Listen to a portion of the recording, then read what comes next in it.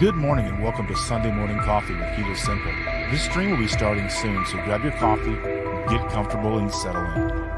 We're building a strong and supportive community, so say hello in the chat, ask questions, and feel free to use super chats. Thank you for being here and being a part of this journey. Let's keep it positive and respectful as we connect and grow together. I can't wait to get started.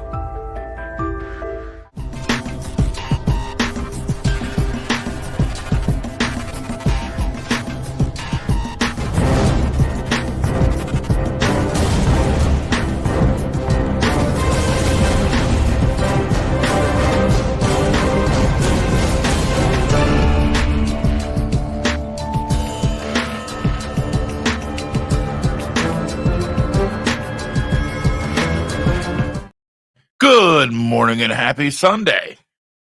I am here with all of you. Yes, I'm aware of the time change.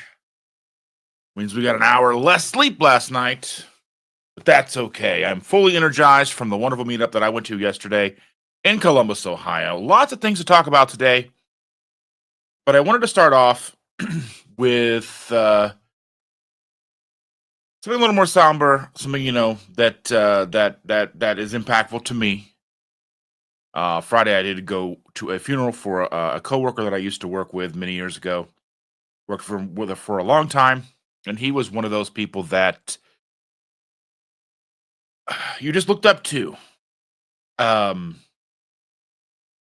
He was just one of those people that was like, you don't really know. He just seems like a dad guy. You know what I mean? He's like a dad. Like he's just a good guy, always calm, patient, even more so than me. So, and then I left that job in 2019, but that kind of person sticks around. And then when coworker reached out and said that he had passed, I had to make sure that I went to the funeral. And the funeral itself was unlike anything I'd been to before. But I wanted to say something, so this is in memories to Malcolm. So this is Malcolm. I've never been to a funeral where you get like an actual book where there's like, it's pretty and crazy. I mean, this guy touched a lot of lives, and I mean mine for sure, and really meant a lot to me. I looked up to him. We had a lot of great conversations. We worked on projects together. And that was something that was repeated multiple times throughout this, throughout the service, by his fraternity brothers and people who knew him. The pastor had an amazing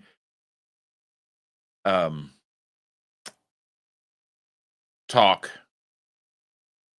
and really shed a lot of light on how we can deal with something like the loss of a loved one or someone that we look up to. And there's a lot of to me, I wanted to make sure to touch on this because I think that there's a lot of overlap between what that pastor said during that service and what we deal with here in this community, because there's a lot of parallels between that type of thing. When we're dealing with loss, we're dealing with grief, we're dealing a lot with that. But there's a lot of sentiment that crosses over to what we do here.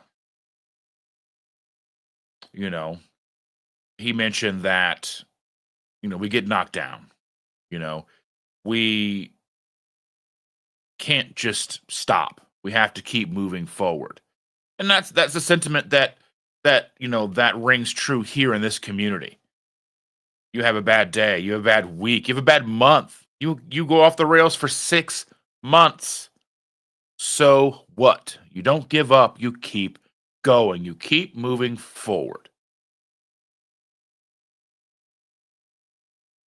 And so a lot of what the pastor said resonated with me because I wanted to make sure that hopefully I can do what he said some justice. He talked about when he was a kid, they had a Bozo the Clown, like punching bag type toy. And I'm sure we've all had something similar, inflatable. Just punch it, you punch it, and you punch it. You can kick it, you can do whatever you have to do. And it all keeps coming right back. It just keeps getting up. It keeps getting up. And the pastor said, he asked his family, he's like, well, why does it keep getting up? And they said, well, it's what it's made of. It's what's inside of it that keeps it getting up and coming back. And that resonated with me so much more powerful, I think, maybe even intended, but I mean, possibly intended, because what's inside of us, what we're made of, keeps us getting up and coming back. We don't give up. We just keep going because that's what we have to do. I know it's pretty heavy for this Sunday morning, but I just wanted to make sure that we touched on that because what we do in this community is so very impactful to so very many. And I'm just one voice, just one person sitting here talking with you. And you talk back to me, and we see each other like yesterday. The meetup in Columbus, Ohio. You can see it back here, the Hungry Heath. It's right there. That's it. That's what I'm looking at here. The Hungry Heath 2025 meetup. They drove all the way from Texas to the Midwest. They're actually driving right now. I know they may or may not be listening currently. They may have forgotten. They may be talking, listening to music, whatever. But I know they're on the road. They're actually heading to Indianapolis today. But I will not be able to join them because I will be here with you. They are planning to have lunch or breakfast with Lynn about 9:30. I will be still talking with you guys at 9:30, most likely. But they are traveling. We traveled yesterday. I saw Evelyn and I saw Stacy and so many wonderful people. CNC female with Donna, she was there. Her and her husband. So many wonderful people were there yesterday. I brought Jennifer Lucas with me. I will pull up a little bit later some photos on the Facebook pages and such. I didn't get all the photos that I wanted to make a slideshow or to put them up here. But, that's okay. But here I am almost 8 minutes into this stream and I haven't even had a sip of coffee yet. So let's do that. I hope you have your coffee and join me. Good morning.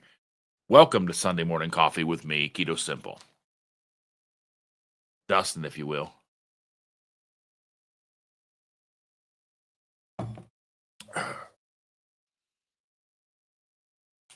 All right. Evelyn is here. Good morning, Evelyn. She says, good morning, friends. United Carnivore is here. Greetings from Tampa Bay. Andy, I hope you are feeling better, my dear. I truly hope you were feeling better. We missed you yesterday, you and Susan. We missed you a great deal. Had a great time, even still, even through the tears of you not being there. Brian is here. Good morning, Brian. Good morning, all, he says. Good. Who needs this daylight savings? Well, we here in Indiana went many years without switching times. And it was quite confusing because you didn't know what time of year it was. If you were going to Cincinnati, you had to look at the time. If you're going to Chicago, you had to look at the time. So I always know now if I'm going east, we're on time. And if we're going west to Chicago, they're an hour behind.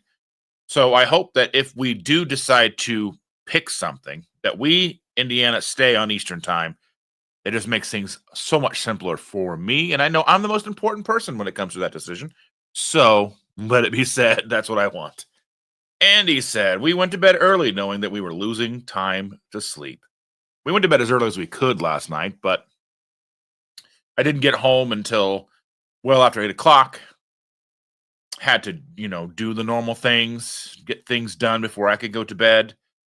And then we were off to Slumberland. People saying hello to each other. Yes, I know the time changed. Jeff Fafa is here. Good morning, Jeff Foltz. Thank you so much for being here, my good friend. John Guggenhan is here. Thank you so much for being here. Even Evelyn knows. Good morning, Jeff Fafa. Mo lady, hope you, hope she had to wake up Shannon to go to work. Yeah, I did. We got up. I had to go downstairs and I had to change the clocks on the stove and the microwave because it said not even 5 o'clock in the morning. We were up at not quite 6. but you know how that goes. Becky is here. Good morning, Becky. Thank you so much for being here. You too, Christian Delorme. Thank you, my friend. Bonjour, bonjour. I hope you never get tired of that because I'm never going to stop. Ain't never going to stop. Here we go. Thank you, Becky. Thank you, thank you, thank you. Nice intro, Dustin. Well, thank you so much. I did work very hard on that. I didn't quite know what I wanted, but I knew what I wanted. And when I saw it, I knew I had it. So I made it. I'm always open to making intros. If you guys have videos and you guys want intros like I can make, let me know. We could probably work out a deal. Christian says, flying solo this morning, no Mel. Well, that is fine. I'm glad you are here. I hope they are doing fine just like everybody else. We are on Sunday morning. We are on Sunday morning commitments. It's called True Friendship. That's right. Friendship. It lasts forever. Oh, my goodness gracious. Rockin' Keto Amy's in the house. Good morning, Amy. I get to see you in less than a month. I'm super excited. If you don't know, we are doing a meetup in Elkhart, Indiana on April the 1st. You can find all the information on lowcarbevents.com. We will be meeting at Smoking Fatties. We are going to be hanging out with me, myself, Chandra, Rockin' Keto Amy, Joe and Rachel from Two Crazy Ketos, as well as Chris and Miriam from Keto Chow and Salty. I guess it's no time like the present. Let's talk about Salty for just a second. This is not a sponsored video, but they do have a new flavor. Well, it's not a new flavor necessarily. It's a revamped, reimagined flavor of the Mondo Melon. I just got this yesterday. It was supposed to be launched on the 5th. I just got it in the mail yesterday. The mail around these parts has been relatively glacier, if you will. Frozen molasses is what it is.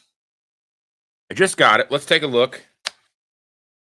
So you can see we got 3 packets in here. I haven't even had a chance to try it. You're going to see me try it.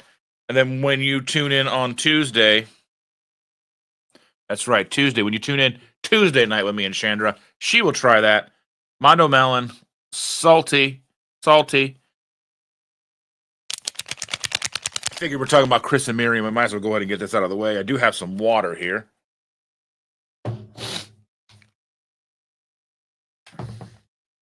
With ice. Always the trick to not spill it on my computer and ruin everything. Let's see if I can get this open. I don't know why I could never get these packets open. Good thing I got some scissors here. Got these scissors. I use these to trim my nose hairs, just in case you were ever wondering. You probably weren't, but now you know. Because they get a little wild.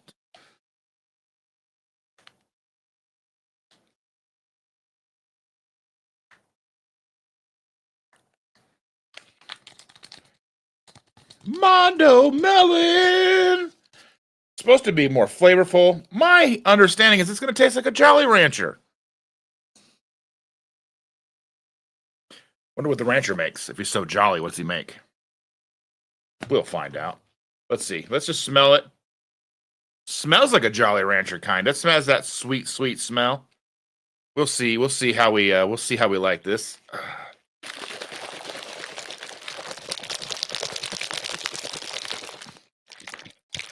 We'll let that set for a few minutes.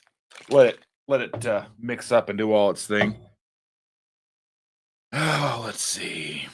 Canine Conversations LLC is here. Is that Carl? I don't remember. Maybe not. Let me know if I'm mistaken. I think that's Carl. It could be Carl. Could be somebody else. I don't know for sure. Stacy's in the house. Good morning, Stacy. It was so good to see you and Ken yesterday. Ken and I had a great conversation. You know, as always, I always have great conversations with you guys, but Ken and I had a good chance to sit down and talk for a little while. You know, talking about very important things like pooping yourself, you know. And growing up and having fathers who weren't there, and all these things we were just talking about, having great times. You know, um, you know, bonding as men do. You know, having a good time. I owe you money, Stacy. I sent you a text. I ended up with an extra dozen eggs, so I owe you something more. So we'll square up after this whole thing. Um, People are saying hello.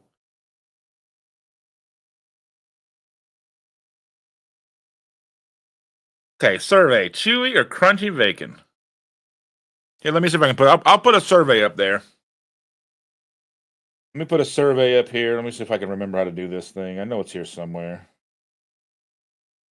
I think I have to do it on the. I don't. Maybe I have to do it somewhere. Let's see.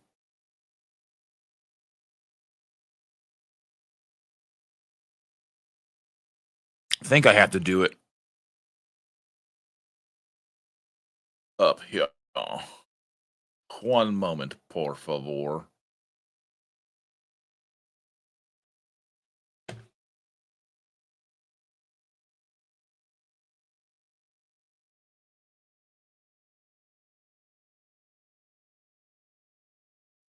I'll put a survey up here. I know there's a survey button here. There we go. That's what I want. Poll.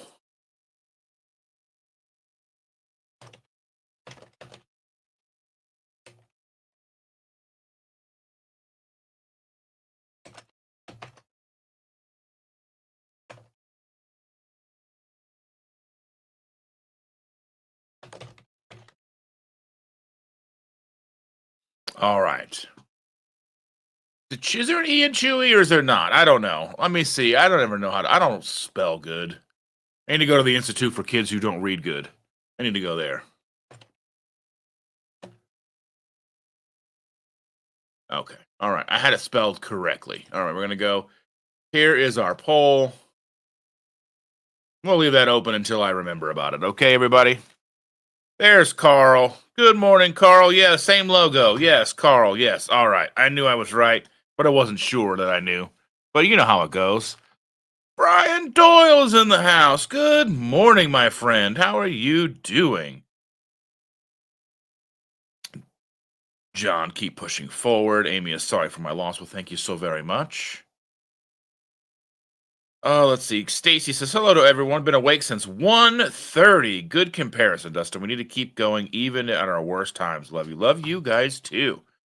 Just keep swimming, swimming. Just keep swimming, swimming. Yes, yes, yes. Have to keep going.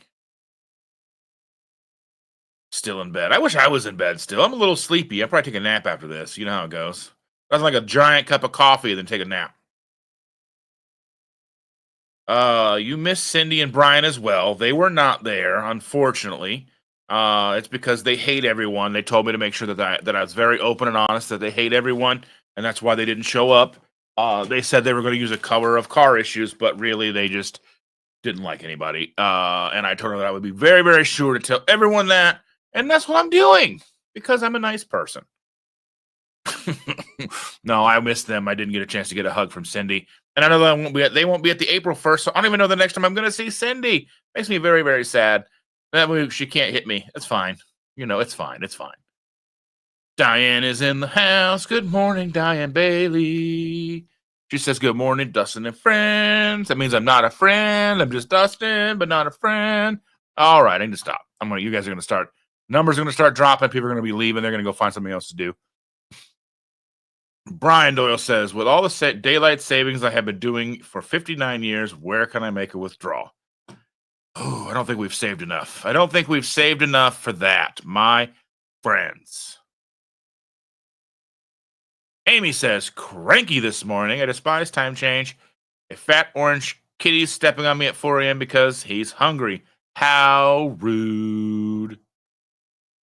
I didn't put it in the coffee, Andy. What are you talking about? No way.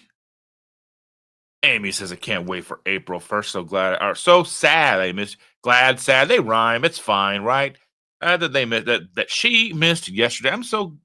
I'm sad that you missed it too.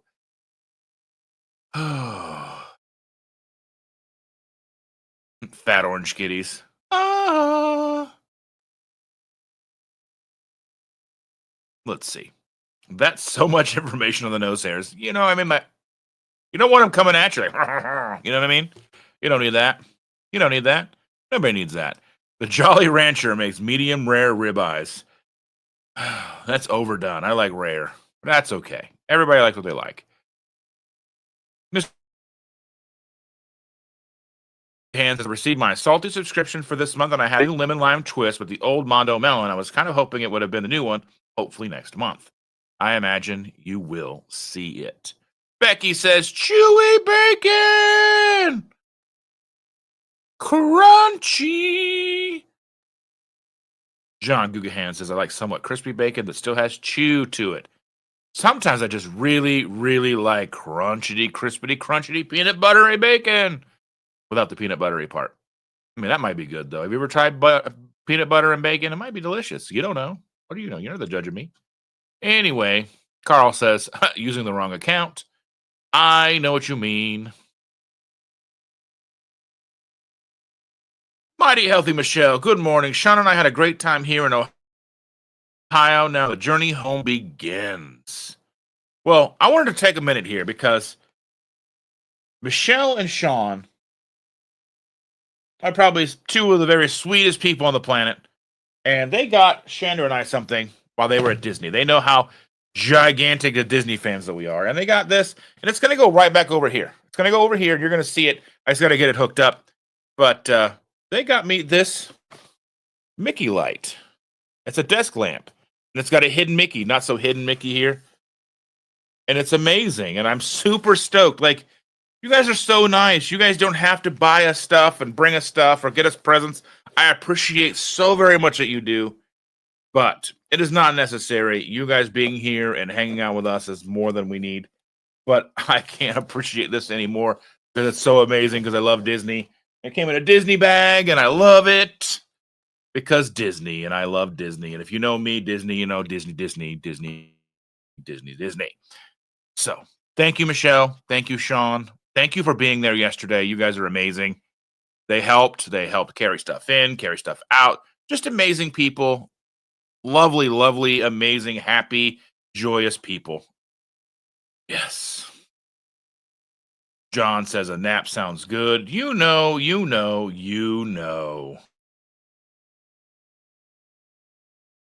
Evelyn says, well, whatever Evelyn says, why it's not showing that.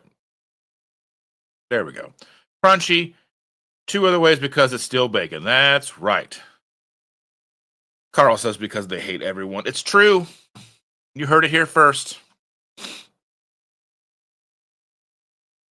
Mighty Healthy Michelle.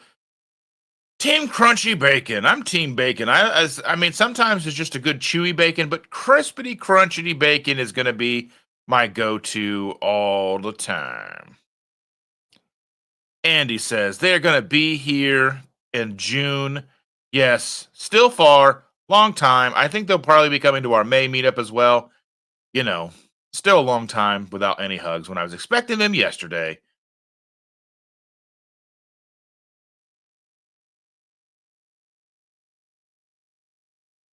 Let's see. Amy's asking if Diane is coming April 1st. I do not know. Diane says, you are a friend too. I know. I'm just being silly. Let's see. Amy says, I make mine crunchy because the more you cook it, the more bacon grease you get out of the other things. Yes.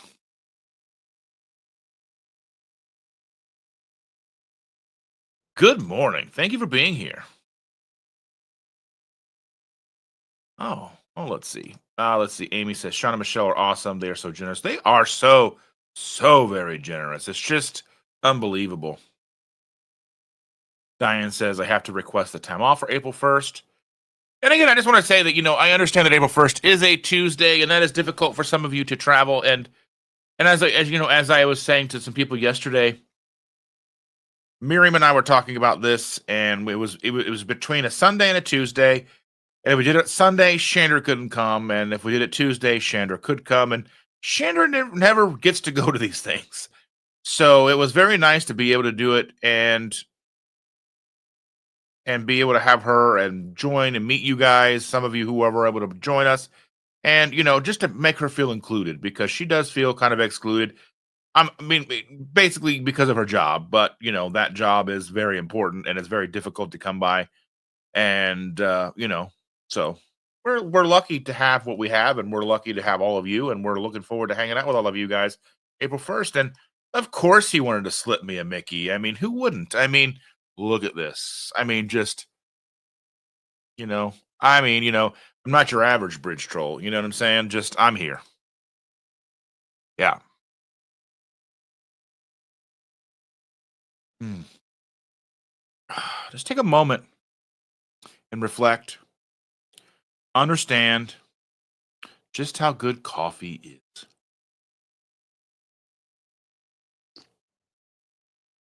Bucky Beaver.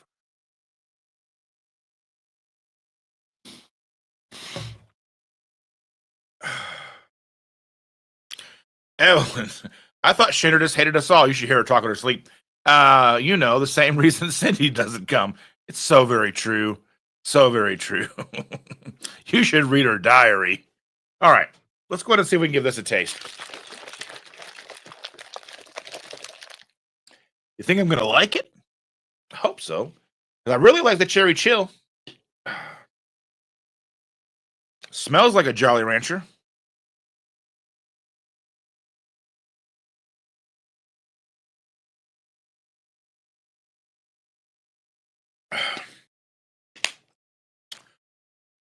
That's a good flavor.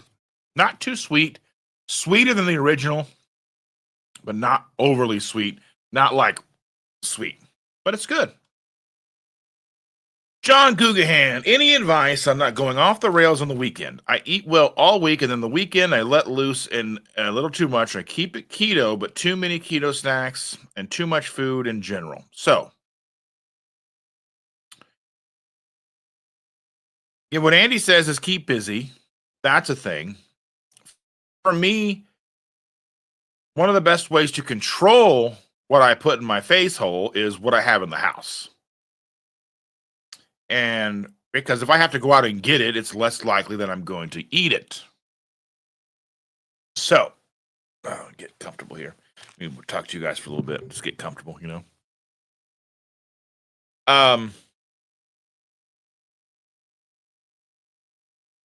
I mean, that's what I do is like if I don't just not having it in the house is really because if it's in the house, it's fair game. And now that we've got the boys living in the house, there's like even more distraction because they've got whatever they want to eat in the house. There's like, the little microwavable mac and cheese in the house. There's chips and ice cream, and there's all kinds of things that they eat. They're adults. They can bring whatever they want to the house. But we now have a little more distraction. We have more noise. We have, that little bit extra in the house. So we have to be mindful.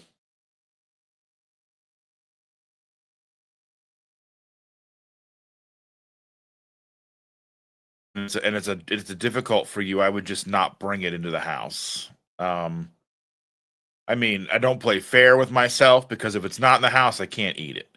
I'm not gonna DoorDash it. I don't spend money like that. I do go to the grocery store quite often, and I will give myself some things from time to time. Like if you like keto treats, don't buy the box, buy the singles if you can find them. I know like our Kroger sells some of them like single bars, you know? So yeah. Saying keep busy. Yeah. Use Redmond Real Salt Rock if you get hungry.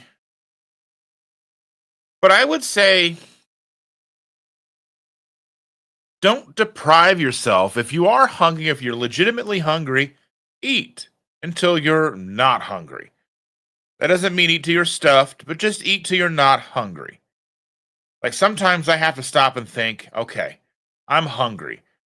And then I will go and I will like, okay, how much should I make? Because if I make it, I'm going to eat it most likely.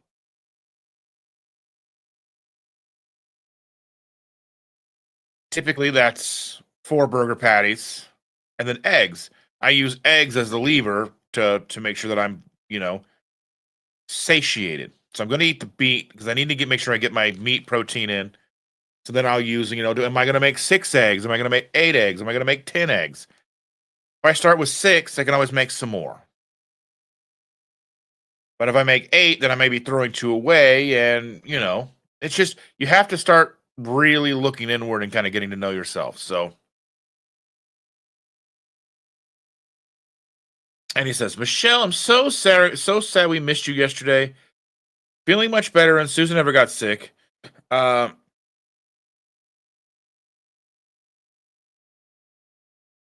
stayed in bed for the first time in a week last night. Or we shared a bed. I think that's what I'm talking about here. Let's see. More fat, stay satiated, no snacks, mealtime food only, plus 1 weekend day of fasting a day. Slept is what she said. I don't know what's not coming up. There it is. It was saying, drink more water. I keep track of how much I drink. The day I eat more is the day I'm behind in water. That works as well. And John says, I guess I feel if I don't have keto-friendly snacks around, I'll be tempted to reach for a carby treat. So if you are in a house with both, if you're in a house that has both carby treats and keto treats, and you can't trust yourself to not snack on the carby treats, then I guess I would be more mindful of what keto-friendly treats you keep in the house. Maybe keep extra bacon around, boiled eggs if you like those, and be more tempted to eat that kind of thing. I don't know. I mean, it's such a slippery slope. It's a delicate balance because it just is. Especially like if you're living in a house where there are the snacks that you probably shouldn't have, and there's the snacks that you keep because you want to not eat the snacks you shouldn't have. I mean, it's a treacherous thing sometimes.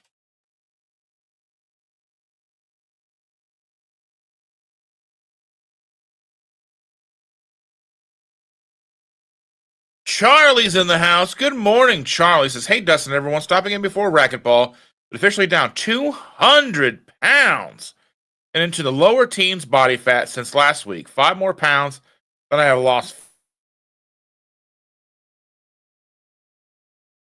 because we were driving to Columbus, Ohio, and we passed your exit, and I was thinking, I wonder what Charlie's up to. I haven't seen him in a while, but here you are. And I appreciate that, Charlie. I'm glad to see you're doing well. I'm glad to see that you're doing great things. I hope you come out to the May meetup. There's a Elkhart meetup if you want to come to that one, April 1st. It'd be great to see you. But I'm glad you're here, and I'm glad that you're doing the damn thing, and it's awesome.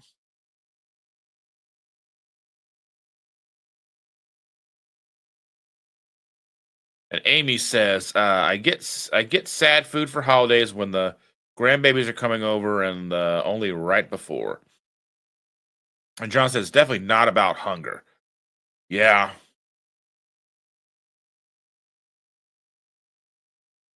Michelle says, Andy, we're so glad you're feeling better. Hugs to you and Susan. And John says, I think it is the reward mentally. I feel like since I was all so good all week that I deserve a treat. And I mean, that's a valid way. I mean, it's not optimal way to look at it. But I mean, we're human. And we want to be rewarded. We want to feel good about ourselves. We want to know that we're good enough, and we want to know that we've succeeded in something. And I mean, and really it's a long-term thing for most of us where food has been a reward for a very, very long time for most of us. And it's really difficult just to turn that off. And if that little reward keeps you from going for the Pringles and the Doritos and the Little Debbie's, I mean, are you slipping out of your? Are you gaining weight? I mean, is there any other negative aspects? These are all things to consider. And Sherry Watkins is in the house, and she always keeps extra bacon. You want to keep extra bacon because bacon, and people are saying hello to Charlie and Sherry. Congratulations to Charlie because that's an amazing thing to get that low in body fat. That's pretty awesome.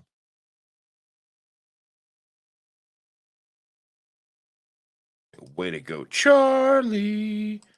And John says, I want to be able to enjoy a treat every now and then, but it seems like I can't control myself once I have a taste. I understand 1000%. I too am like that. And like, those snacks come in a box of 4, so that's a 1 serving box. And I know, like that's like even if I buy like the sugar-free pudding packs, that's me. I'm sitting down with 4 pudding packs, with 4 cups of pudding. And I just it's it's difficult. So I do allow myself those things from time to time, but I am very mindful of how I keep them in the house and when I keep them in the house because I know myself and I know that I can't. It's like, you can't stop once you start. And that's exactly how I am.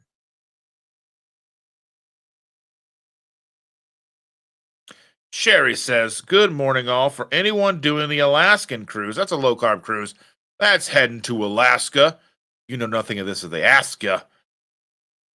She finalized her plans yesterday, looking forward to seeing anyone going. I am not attending because I don't have Alaskan cruise money. I have look at Alaska videos on YouTube money. Yes. More people telling Charlie congratulations because it is worth the congratulations. Charlie is doing the damn thing.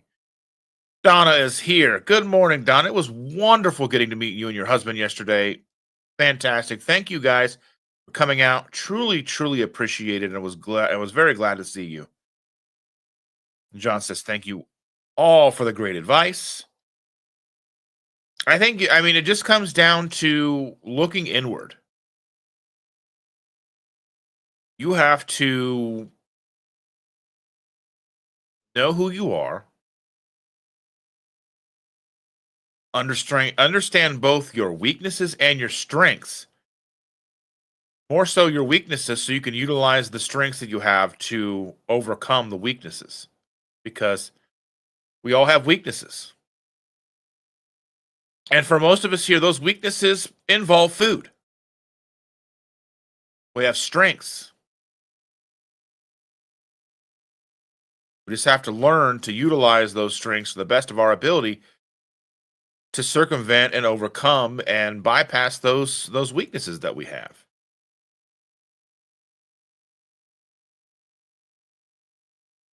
Becky says, I'm like you, John. Once I open something, I tend to finish it. So I get a small package or not at all.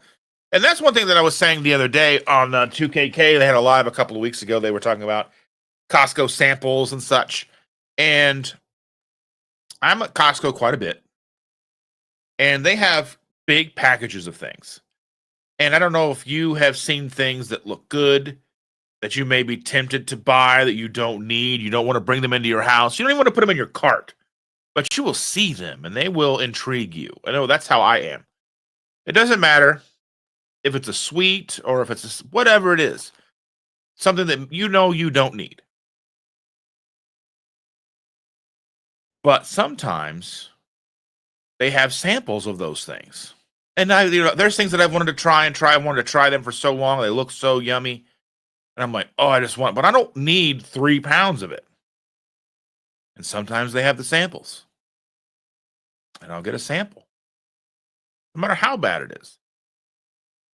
Because that way, it takes the mystery out of it for me. And that helps me. That may not help you. That may trigger you to put 2 bags in the cart. But for me, it removes the mystery. I know what it tastes like now.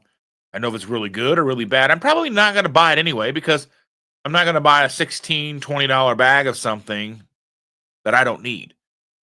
That's going to get me in trouble. I don't need to stand in the corner. You know what I mean? I don't need that. I'm a grown man. You know what I mean? I'm a big grown man. It gets in trouble. I don't want to buy things that get me in trouble. But I will try it if they have a sample. I mean, sometimes they have food samples and they're delicious. Sometimes you just get a little bite of that. You get a little bite, a little nibble. And that helps. It helps me because, instead of longing for something, looking at, I wonder what that tastes like. I wonder if that's any good. I wonder that looks yummy.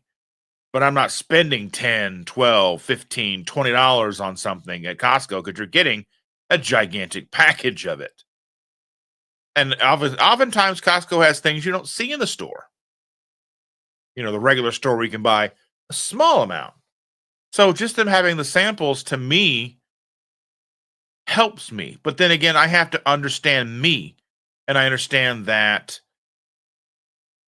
that sample removes the mystery. And that's half the battle. The more you. Anyway, that may not help you. That may be the worst thing you can do is give into the samples. But for me, I can okay, I can have, that spring roll, or I can try that, whatever it is. Sometimes they have cheese and hot dogs and things that we can have. And that's wonderful too. Sometimes they have like fried macaroni and cheese. You'd have a little nibble, just a little bite. I mean, and I understand, you know, is it the best thing to do? No, but it does remove the mystery, and it's something you can just have a bite. Because if I had bought the package, I wasn't eating just a bite. John says, it seems like I gain and lose the same 5 pounds over and over. I think I have just to abstain for a while to see some progress. Yeah, I mean, challenge yourself a little bit. Get together with somebody else, do a challenge, and see what happens. Amy says, what is funny now is I'm good at cooking keto, and I have a hard time cooking sad recipes. Yeah. Yeah. Donna says, I loved meeting all you two. Thanks. I sent you pics via email, Dustin. Okay, fantastic. I'll have to check that. And I do. So what I'll do is I'll put together a lot of photos and see if I can put together a slideshow and see if I can get those out for everybody. Sherry says, being mindful in all decisions is so important, but impulsive and unplanned situational circumstances sometimes become the driver of decision. They do. And sometimes our judgment isn't the best. And sometimes we just have to make do with what we have. And sometimes we're not going to make the best decisions.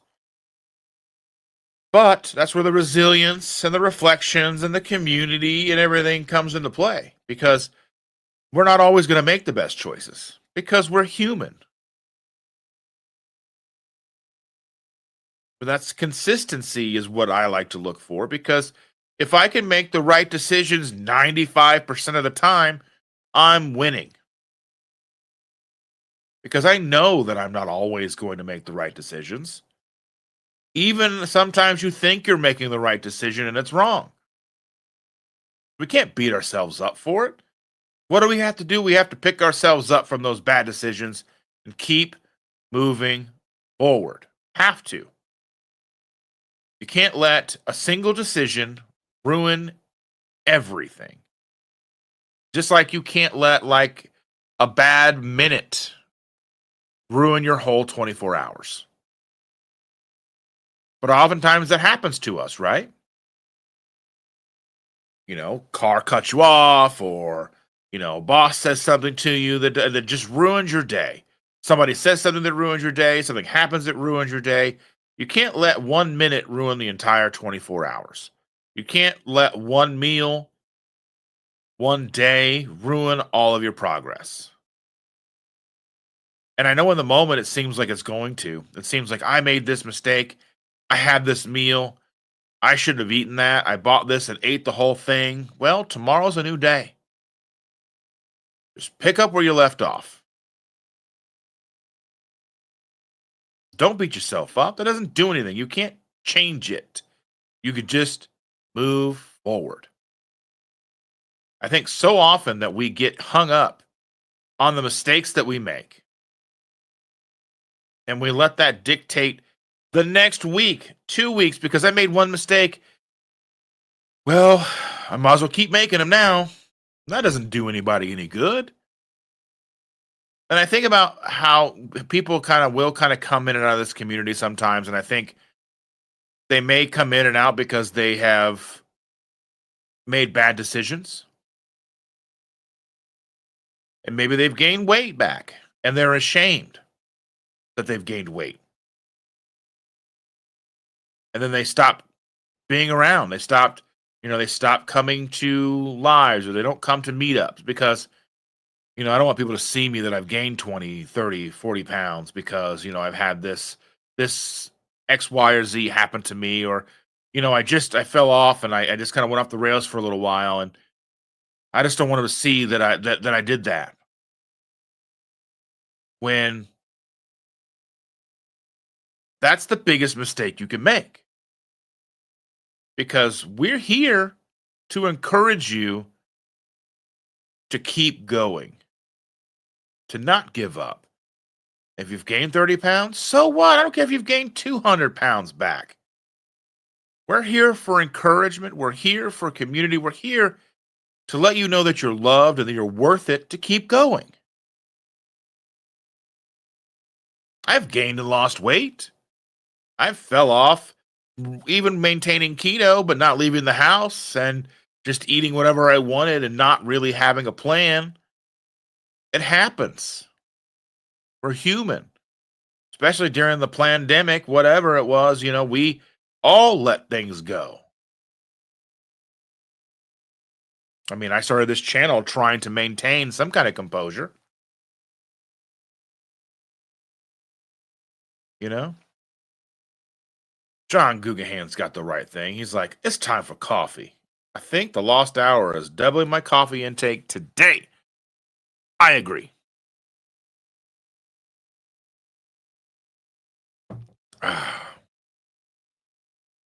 Andy says, now that we have beer battered cod, I can die a happy carnivore. Heaven. Yeah, I've got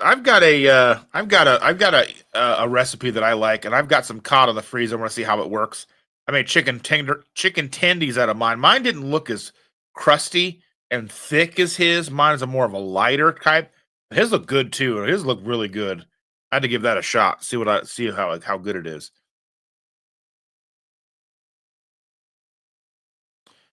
Michelle says, I used to love watching the Food Network show. Since being keto, I have no desire to watch them at all.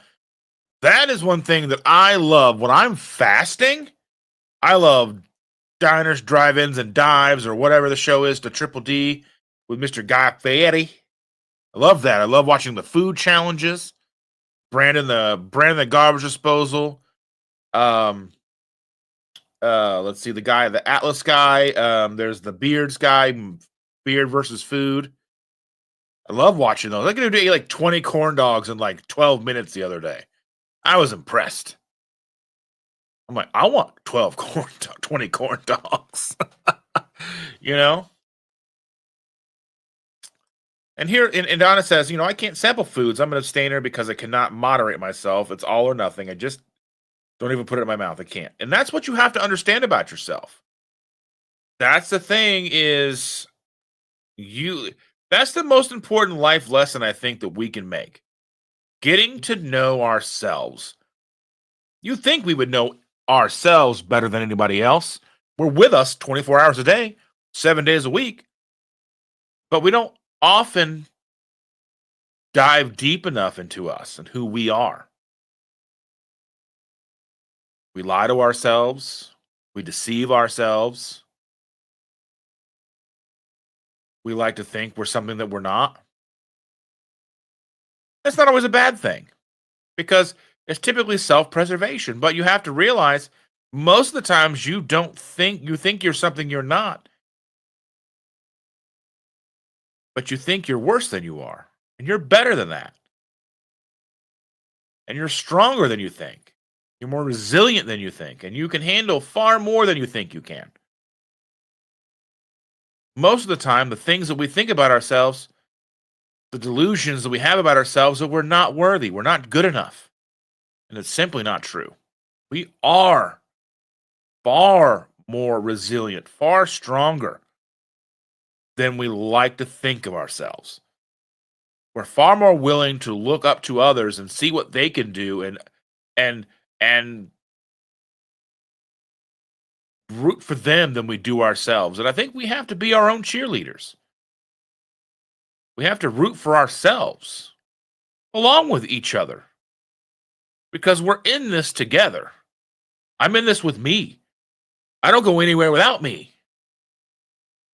So I have to love me and I have to take care of me and I have to root for me.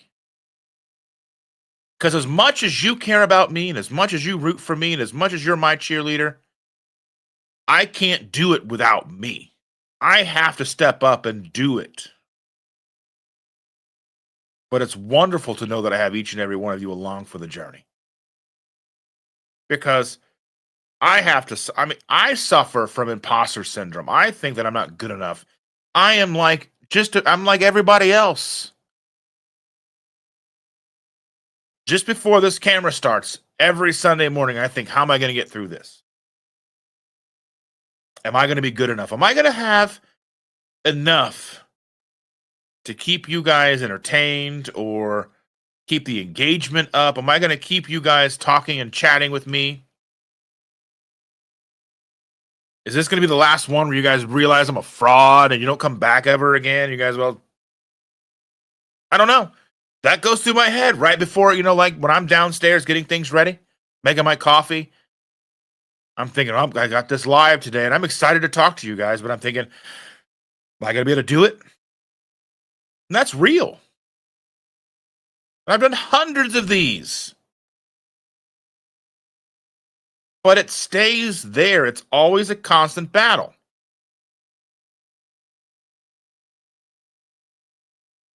Before I record a video,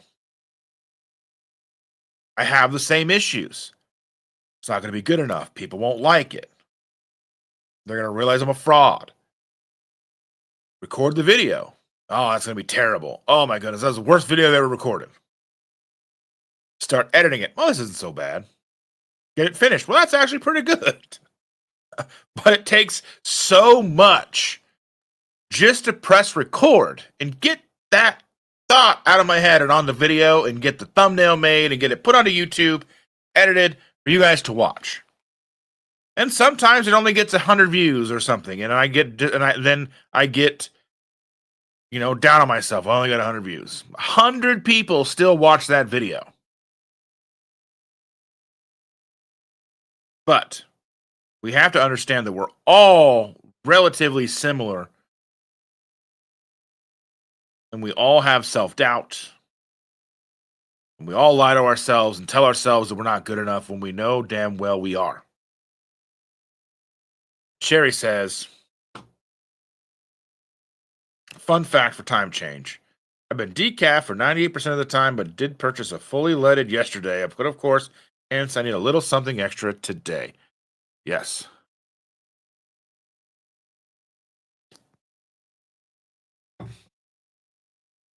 Donna says, OMG, that's right, time change. I'll be right back.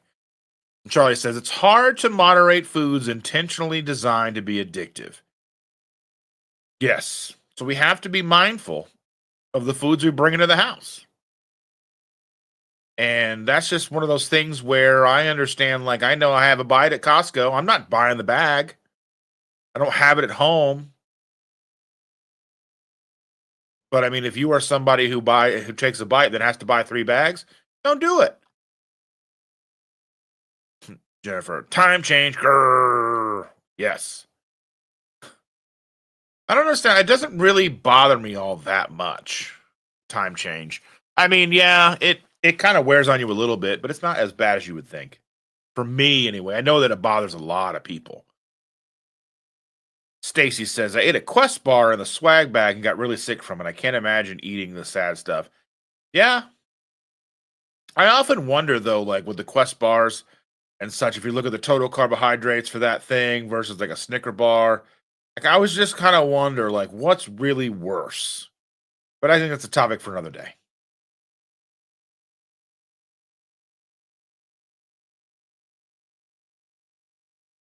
People saying hello to each other. Here's a question. If you never get into ketosis, are you really keto? I don't know how you could live a keto lifestyle and not be in ketosis. Unless you have something medically wrong. I know that it takes some people longer to get into ketosis. I know that you, like with Chandra, I don't know if she was fat adapted or not for a long time, but I know it took a long time for her hormones to regulate. 6 months. It was a hard fought battle for her. and that's okay. It was a hard fought battle. But I don't know if you can, I mean, I imagine there's people who live a sad diet who are in ketosis sometimes. I mean, there's probably people out there who moderate food well enough with a sad diet that, they don't eat for 12 hours and they're in ketosis for a little bit. As I wonder if as I often wonder, like, what's the harm in being kicked out of ketosis every once in a while? Are we biologically designed to be in ketosis 100% of the time? I don't think we are. But I'm not that smart. But it's just one of those things. It's just the thing that I just, yeah. Yeah. I don't know. It's another discussion for another day. Jennifer Lucas says, my family is disappointed that I don't remember how to make my kitchen sink soup until offer them bacon. I don't know about your kitchen sink soup either. Evil Lynn as per Dustin's car. Message to Eva Lynn. That was a good fun giggle.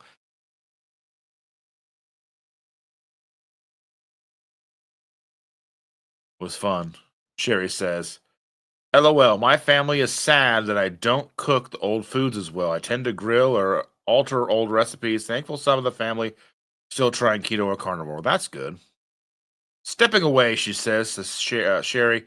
Still listening. Got to get ready for church. Have a good one, y'all. Thumbs up. Yes, hit the thumbs up. That would be wonderful if you would do that for me, please. Share this out with your friends, your enemies, people you barely know. Do the damn thing. Donna says, I gained all my previously lost weight back, but I'm completely a different size than I was. I'm different. My attitude is different than I was. Yes. Andy says, this is the most consistent I've been in almost 10 years. I've been in weight loss mindset. I've been steady in almost 3 years since joining the community in 2022. Fantastic. I love that. Let's see. Stacy says, I almost didn't go yesterday because of my weight gain. And I've been eating the PhD all along. I've been on a thyroid medication for almost 3 months now. So the thing is I didn't notice that about you, Stacy. I didn't see any weight gain. I saw your bright, beautiful, smiley face and enjoyed your hugs and your wonderful words of encouragement. And if you did gain some weight, I don't give a shit. We don't actually care. So, yeah, he's got Andy put it in down here because Amy's asking what breading does he use. She's got to run to church. Have a good one, Amy. Be safe. Thank you for being here. Truly, truly appreciate you.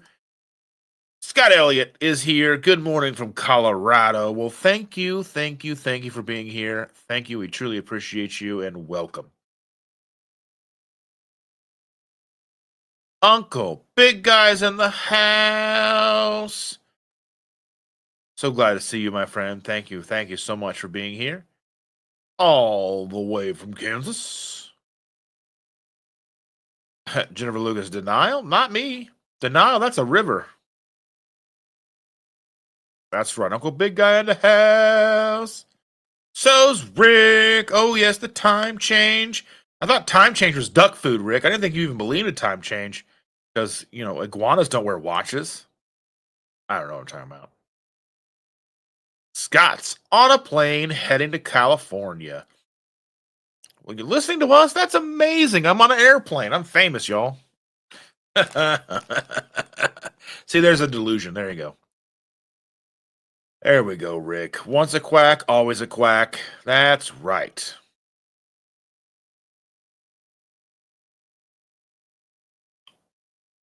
JN1K, good day from Australia. Well, thank you for being here from Australia. Other side of the planet. Thank you so much.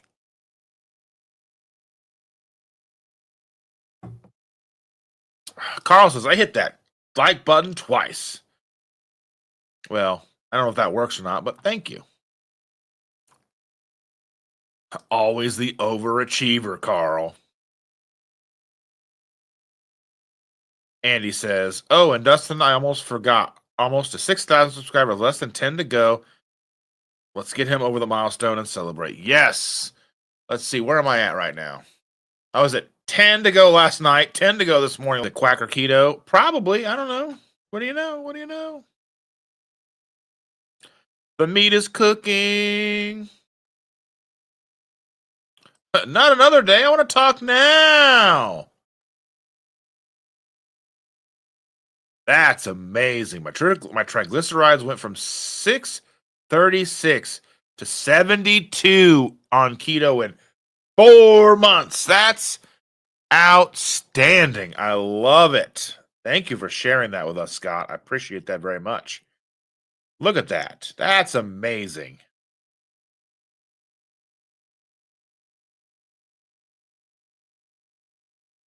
I'm gonna make a t-shirt another thing to do the damn thing. I don't think I don't think I originated that, but I mean, yeah. Sherry said, "I enjoyed spending time with you all yesterday. Well, thank you for being there yesterday. Thank you for being here today as well. You and your husband had a wonderful time meeting meeting him and seeing you. You know, yeah, that was awesome. Yeah, Stacy, the imposter syndrome is real. It really, really is. I've done this. I've got over 750 videos on this channel, hundreds of lives under my belt. Not just my channel, other channels, many topics, not just keto. And it's real. It's really real. It some days are worse than others. Rick knows about lizard time on iguana watches. Yes. And Sherry said, "Stacy, you looked beautiful and thin to me yesterday. She looked as wonderful as always." I think the human body was meant to fluctuate some weight. I don't think we were probably ever in a situation where we were always the same weight. We didn't have scales to know. I imagine we were underweight. We were probably overweight before winter hit. You know? Yeah, John Guggenheim said, "That's incredible, Carl. Kitchen Witch is here and they need coffee. They just woke up." Well, I'll raise my coffee cup to you.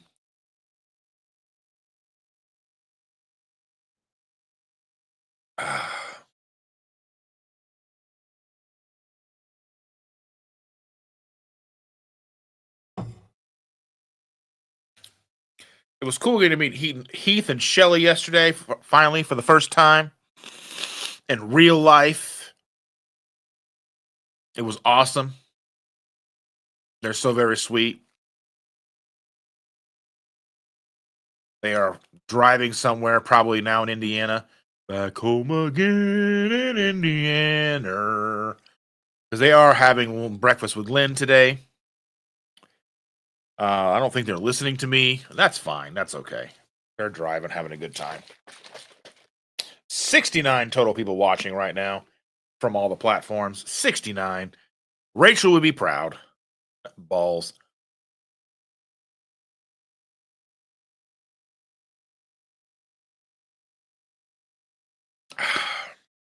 And that's that new Mondo Melon salty flavor. It's pretty good. It's pretty delicious. Coffee emojis. Sean says fasting is an Indian word for bad hunter. It probably is. Probably is. If you're watching over on X, I appreciate you. Come on over to YouTube and say hello. I think there is a way to comment on the Twitters as well, on the X. Comment. Tell us who you are, where you're watching from. Love to talk with you. There's so many. There's like 30 of you watching over on, 36 of you watching over on X. Say hello. Or come on over to YouTube. Say hello. We're an hour into this. Fantastic. Uh,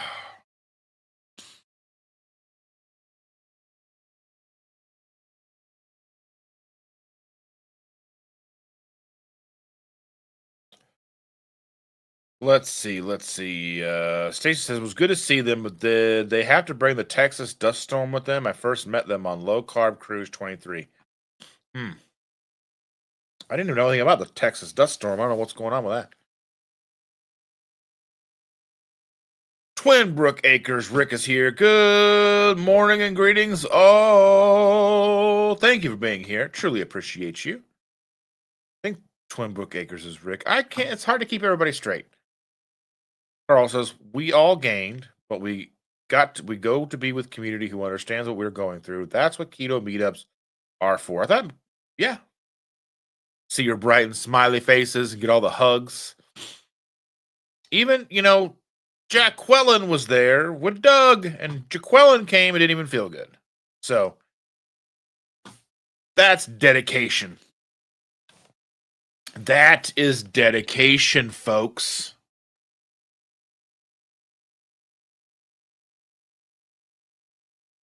And he says, everyone is waking up now. You'll have 100 in no time. Maybe. I don't even think I've got monetization on this this live. You probably haven't even seen any ads or anything yet. I'll fix that. Yeah, no monetization on this live. Uh-oh, I'm not going to make any money. All right, now I'll get 12 cents. Woo! There we go.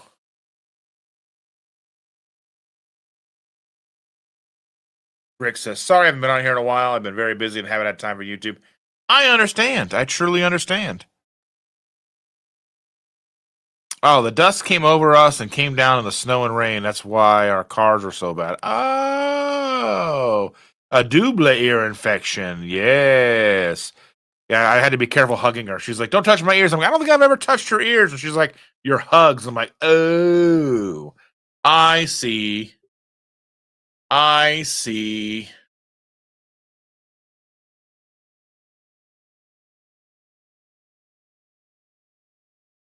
Yes.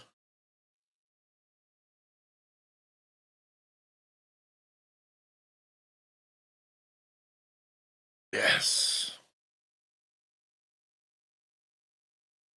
Oh my goodness, ladies and gentlemen, boys and girls.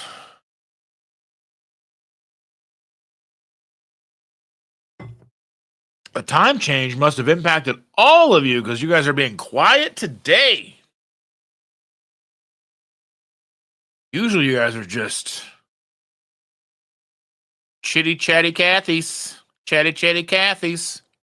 That's okay.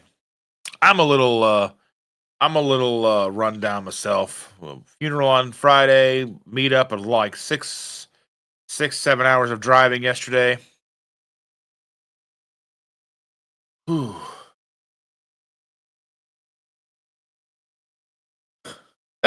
She just wanted booby hugs. Boobies make everything better. I will not lie and tell you that's just the truth. Kitchen Witch says, so excited, got the restaurant where I work to switch to beef tallow for frying. That is amazing. That's truly awesome. Jerry's in the house. Good morning, Jerry. Thank you for joining us. Yeah, poor Jaqueline.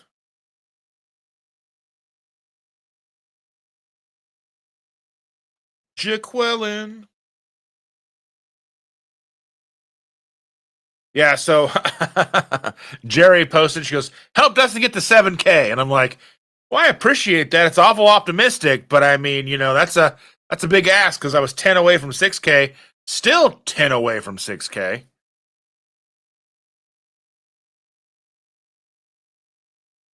Here's a great question. So the question is, what's the hardest food to give up for you? For me, it was bread. Bread is difficult because we utilize bread and pastas and such so heavy. We load them down for sandwiches. We use pasta, which is basically just bread. It's basically, that's all made of wheat. But I mean, realistically, they're just carriers for the stuff you like. The lunch meat, the cheese, the sauce, the cheese. I mean, you're dealing with I mean, really, it's basically just an added texture, flavor. It's hard to give up. Bread is difficult. Bread is difficult. Sugar's hard because sugar really is hard to give up.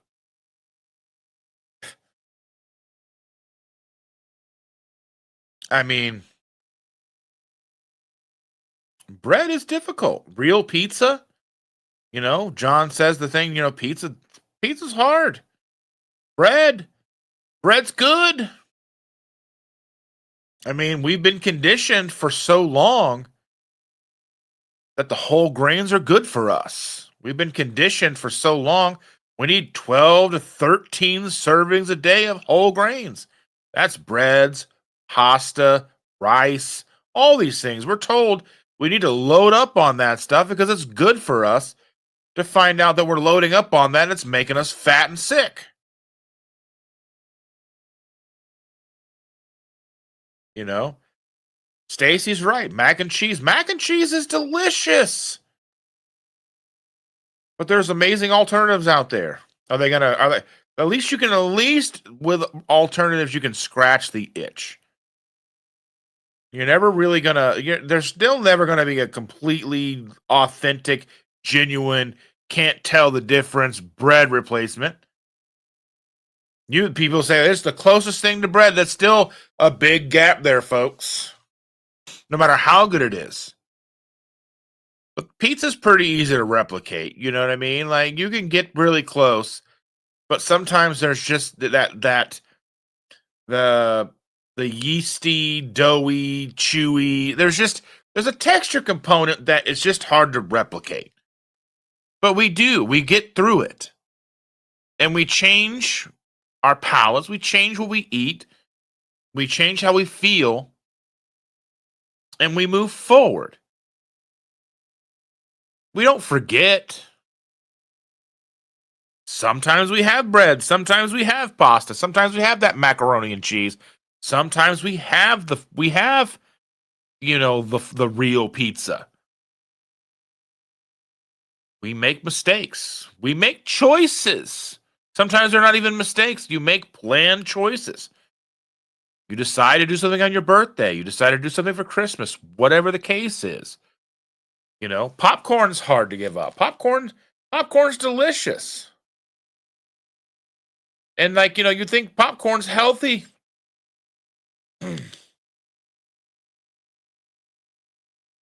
You're told popcorn's healthy. You're like, oh, the popcorn you want, it's healthy.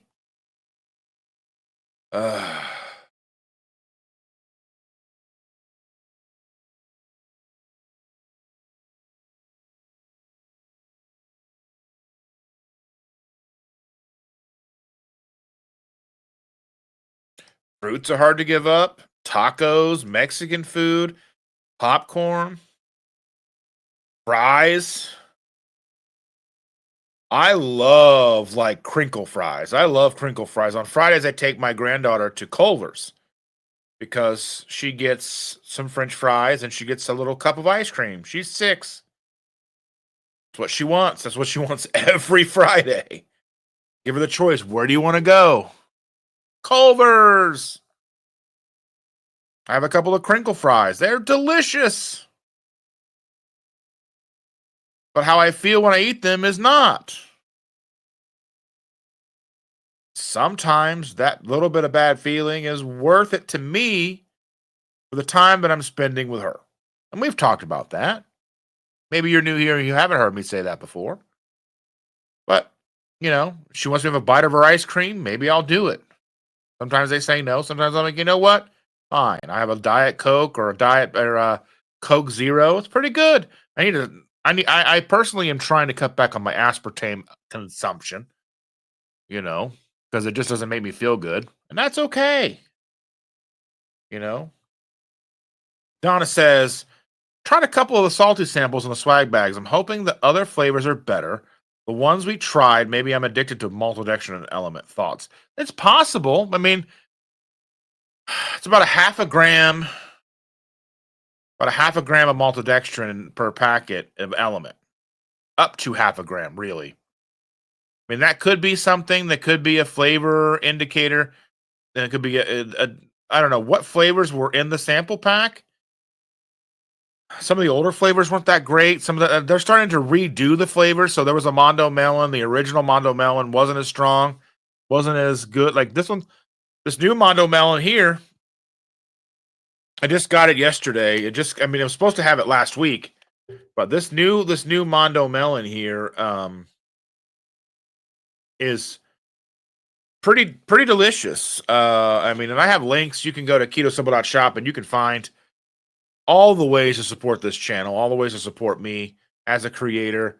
However you choose to, whether it's just subscribing, sharing the video, liking the video, or monetarily with super chats, or buy me a coffee, anything you want to do.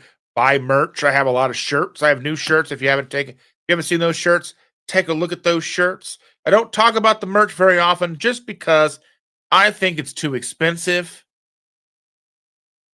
But there are every 2-3 weeks, there's 20% off. So look for sales on those. I would wait to get 20% off. I don't make enough from the shirts for it to matter to me whether you're buying it on a discount or not. I don't really care to make money on the t-shirts. I think it's cool that people wear my shirts. And I'm always trying to make cooler stuff for you guys to see how you feel about it and all that stuff. But yeah, so yeah, I like the new flavor is good. This new Mondo Melon, it's a watermelon flavor. It's pretty good.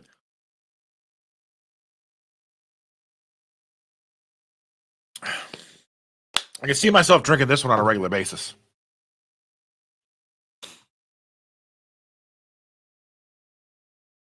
Well, thank you, Sherry. Thank you so much. You said, just share the video. Ask my Facebook friends to help you reach your 6K. Jim, subscribe too. Well, thank you so very much.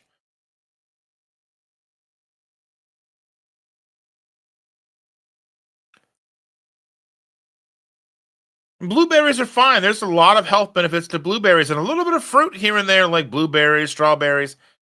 Not a big deal. And it all depends on who you are, what your goals are, and how they impact you. How do you feel when you eat them? If you don't notice a difference, that's fine. If your joints bother you, or you have weird feelings in your fingers, or you feel bloated, that's the thing, is you have to kind of get to a point where you know you better than anybody else.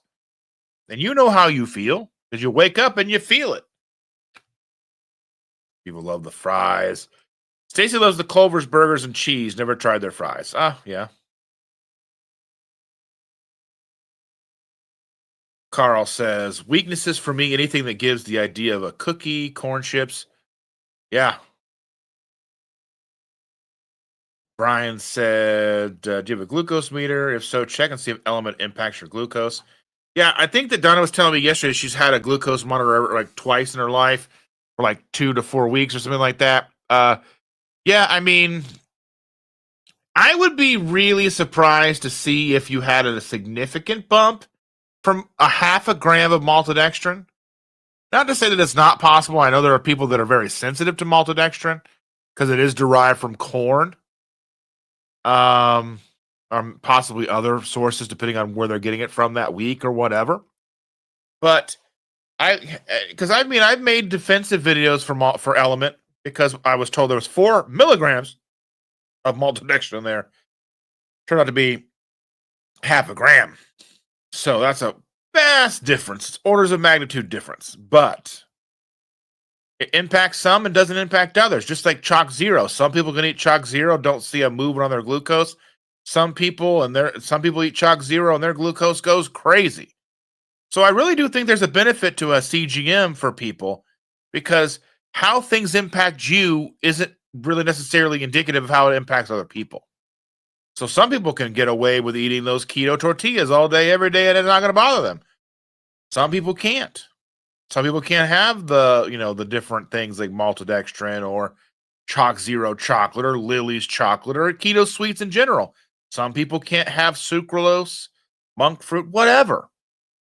But you got to figure it out on your own, because as similar as we all are, we're all really different in the same aspect. Donna said, we tried the Booyah Berry and the Endless Summer. The Endless tasted like The endless tasted like element citrus. The berry, it didn't get any flavor really. Hubs agrees, not enough flavor.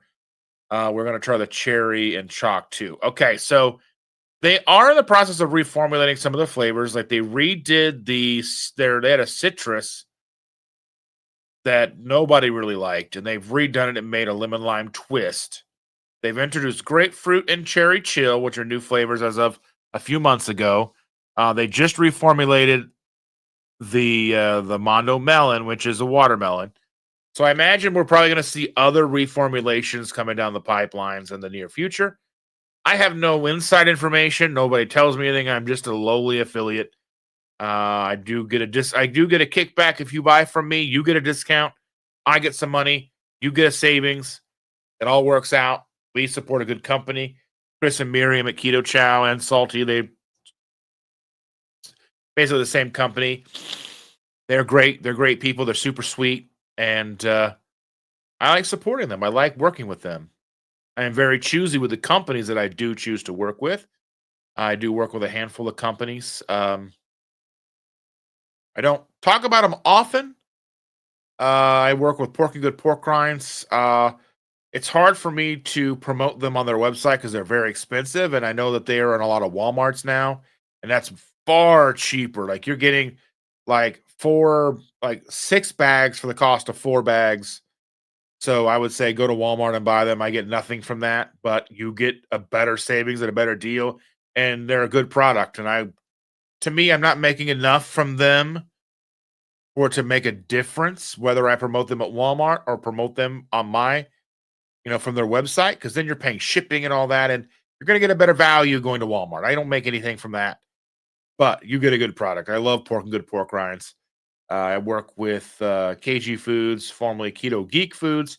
They have some energy pod things. They have just like some really good chocolate stuff that's really good. I like it a lot. It's expensive. It's a niche product. It's clean. They put a lot of work into it. They care about their product. They source the top ingredients. So it is expensive. So I don't talk about it all the time. But if you like that sort of thing, if you like Nutella, they have a product similar to that. And it's not overly expensive, but it's not cheap, but it's good.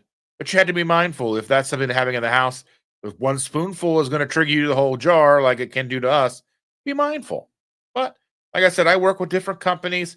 Perfect Ketos reached out to me to work with them again. I'd worked with them in the past. They had financial troubles, and our relationship was, I guess, just put on hold or severed or whatever. They have reached out to me and they have wanted to repartner with me.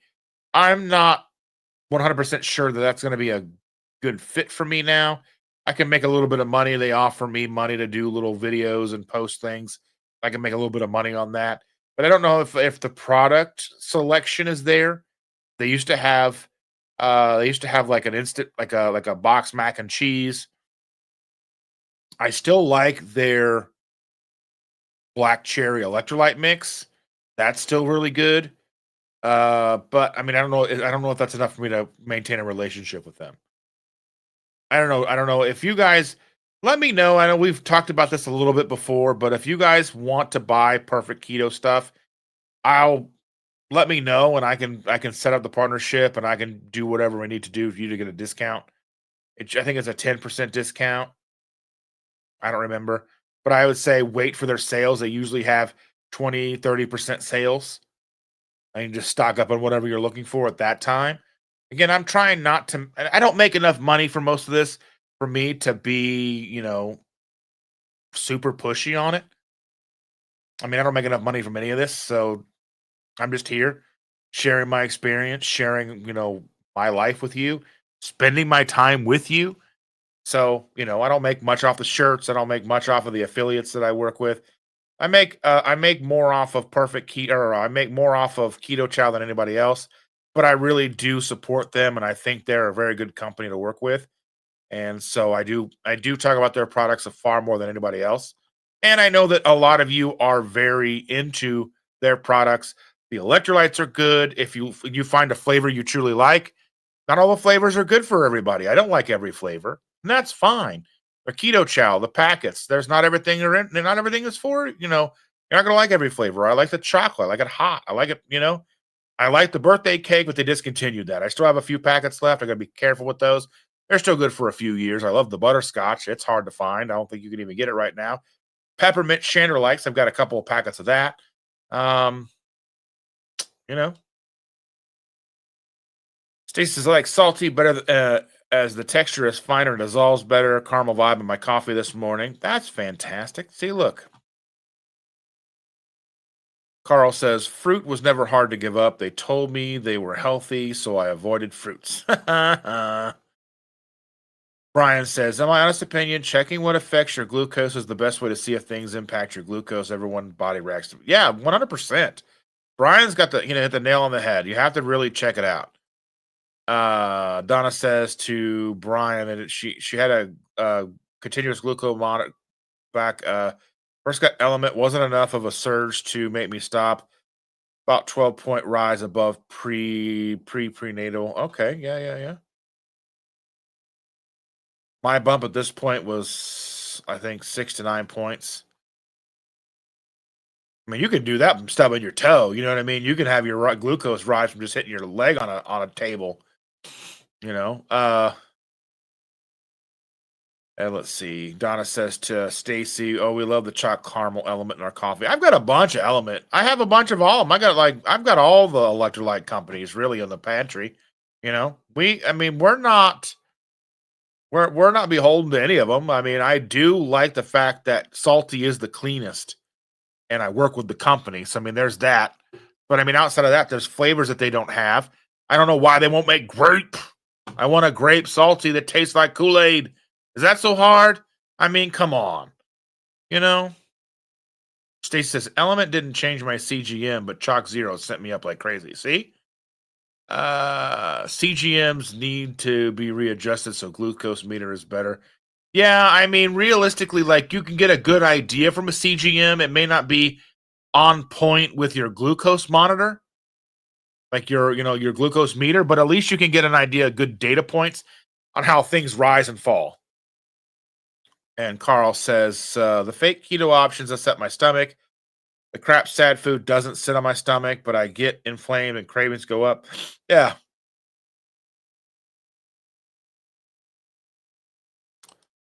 Let us see. Let us. Donna says to, oh, excuse me. Donna says to Stacy, yeah, Chuck Zero sent me through the roof like nobody's business. Lily's used to be okay, and now it affects me worse. So I use Bake Believe. Yeah, because somebody bought Lily, so I imagine they changed things. Tanya's here. Good morning, Dustin and everyone. Thank you all so much for being here.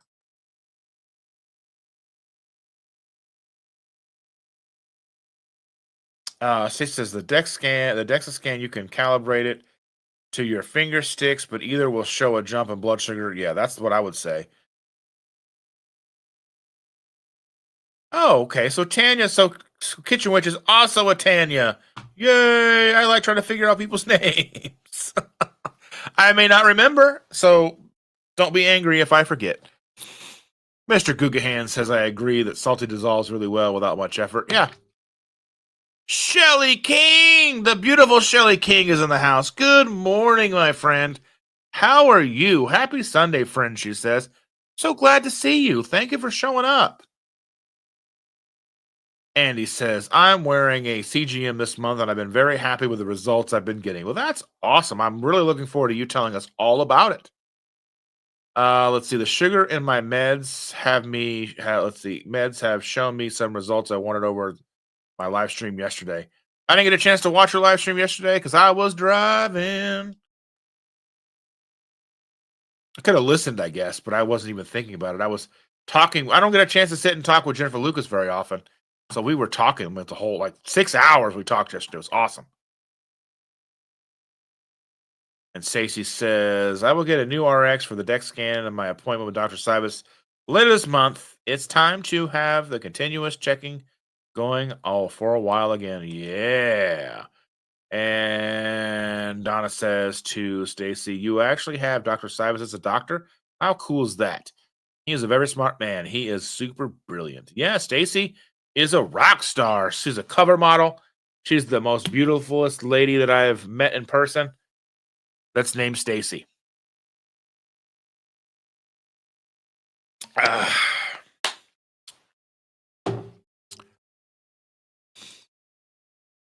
Andy says, I guess she'll be watching my replay then. I will do my best.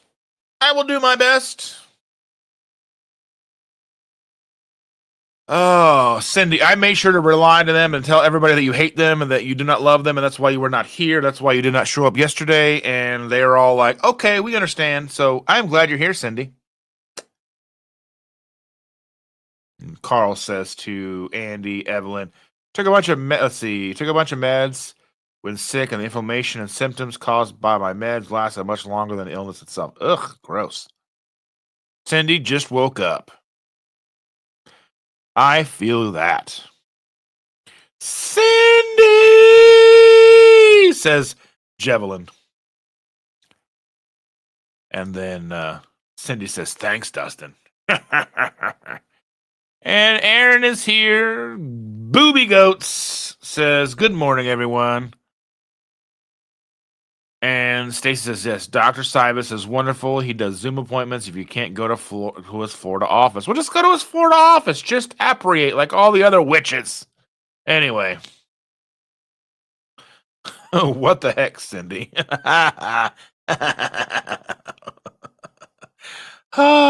Cindy's my favorite person to mess with because she's the best. People saying hello to each other. I should say it. Hello, everybody. Woo! I still have coffee. It's like when you think, I'm out of coffee. And then you're like, oh, wait, I have more. Mm.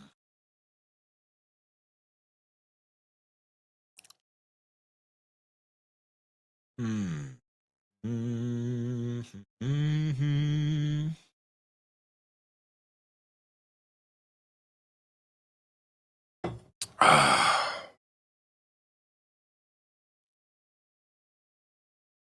Ladies and gentlemen. Oh, something happened this last week. I don't know if you guys know or not, but Dolly Parton lost her husband. That's terribly sad. They were together a very long time. I can't remember his name, to be honest with you. I was thinking about it. But we love Dolly, and we wish her the best. We hope that she gets through this and, you know.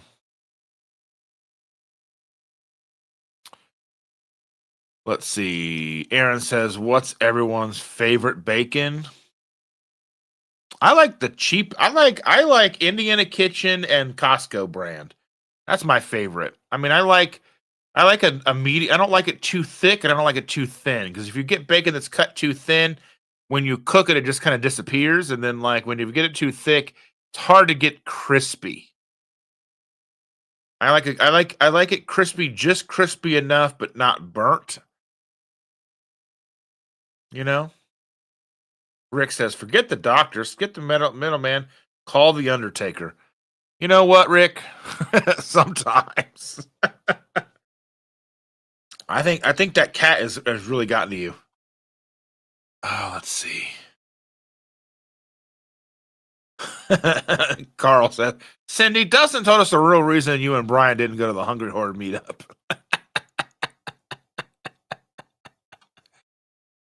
Oh, let's see. Cindy says, for those of you that missed my live stream on Wednesday, we are doing 2 giveaways and how to enter us on the live. That's rude. I don't want to watch that to find out how to enter to win. Just tell me. No, I'll watch it. Maybe we'll see. I got some napping to do today. I'm a little tired, and you know. Oh, this is ridiculous. Call the Undertaker. He doesn't even wrestle anymore. I don't even know what you guys are talking about. Carl, I'm afraid to ask what that was. You know what it was.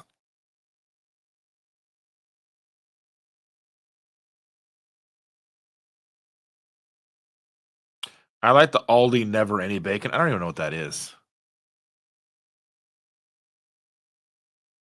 Oh, let's see. Oh, I forgot to say hi to Steph. Steph is in the house. Good morning, Stephanie. Exposing Darkness is in the house. Good morning.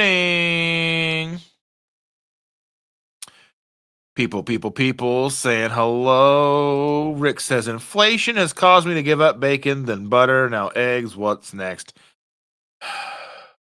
Iguanas and ducks. You're telling me you can't find somebody with farm fresh eggs that you can trade an iguana for? Come on, dude. You're going to have to start eating python. Venturing into the Everglades. You sound like a person. You probably have one of those bayou boats. I know you probably do. One of them fan boats. I know you got one, Rick. I know you do. You got a fan boat. You're going to go start catching alligators. You start eating alligator teeth soup. That's what Rick's going to do. Alligator teeth soup. Let's see. You only have until Wednesday. We are going to pull the winners live. Rude. Lisa is here. She says, sorry I'm late, gang. Woke up kind of rough this morning. I'm fighting a headache. I'm very sorry, Lisa. I hope you feel better. It was good to see you yesterday. The hugs from you and James were fantastic. Thank you so much. Stacy says, I don't care what brand of bacon. I love it dehydrated to keep most of the fat and still get it firmer, but not really crisp.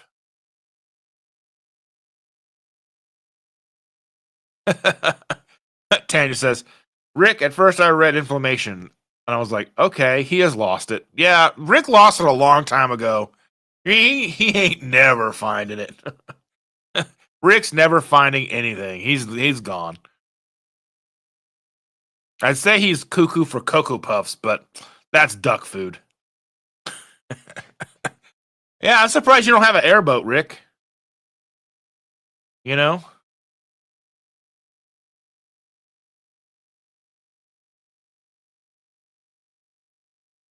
Let's see you hunting iguana on an airboat. Get in, we're going hunting. Oh, come on. I will trade eggs for iguana meat. Lisa says, it was awesome seeing you too, Dustin. I need the hugs. Hugs are the best. You need them. All farms here are no apartment. I don't know what that means, Rick. Wednesday? I heard Tuesday was all the rage, right?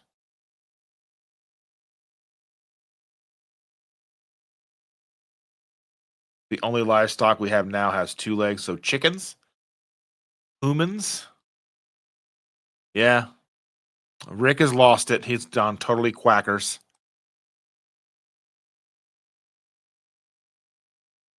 Cindy doesn't get it. Cindy's oblivious. It's fine. Tanya's laughing. It's fine.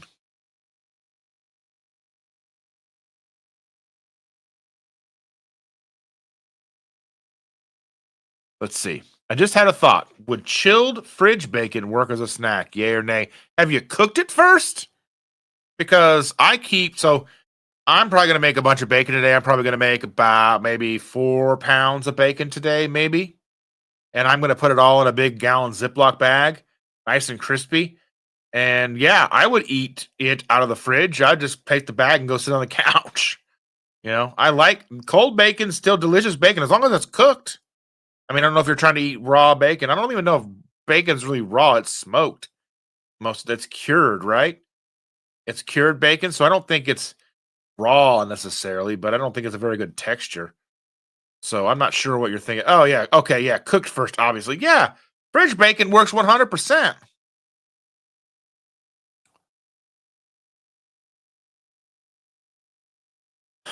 No, I am not. I know Tuesdays are action packed. Yes. And Tanya B says, for sure, always have cold bacon in the fridge. It'd be weird if you have warm bacon in the fridge at all times that your fridge doesn't work. Let's see. Kitchen Witch Tanya says, sent my mom the link to subscribe. She doesn't know how, she says. She's only 70. I'll have to show her some tomorrow. That's perfect. Yeah, I mean, I have like 12, 15 pounds of bacon in the fridge right now. We were doing triple B&E. And I got a little burnout on bacon towards the end, so a little burnout on eggs too. It just kind of happens a little bit, but yeah, just make a big batch. So like I make bacon and I bake it in the oven. So I've got these big baking trays that hold a pound of bacon each. So I cook 2 pounds at a time. Takes about 25 minutes in a 375-degree oven. I don't know. You're in Australia, so I don't know what Celsius is. And you're down under, so I don't know. Like you could probably just sit it outside on a rock. It's hot enough there because it's summertime and where you are, right? Or like coming maybe the end of summertime, might be coming into fall for you. I don't know how things work down there. Um, I have a friend that lives down there, and then Richard Morris is down there, but I think he lives in Canberra. Let's see. Cindy says we do eat cold, crispy bacon. All right, pop in the microwave between paper towels to heat it up. It'll crisp back up.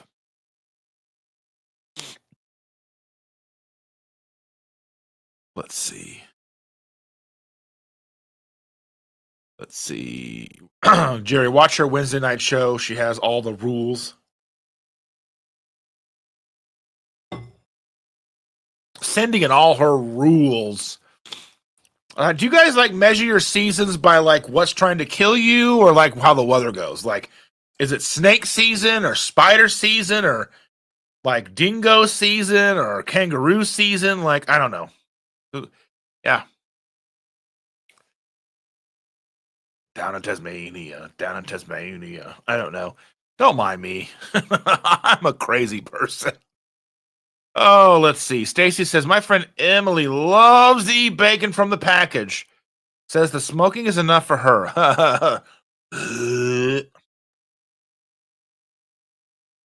I like raw beef. I'm okay with raw beef. I'm totally fine with raw fish. Like good quality salmon.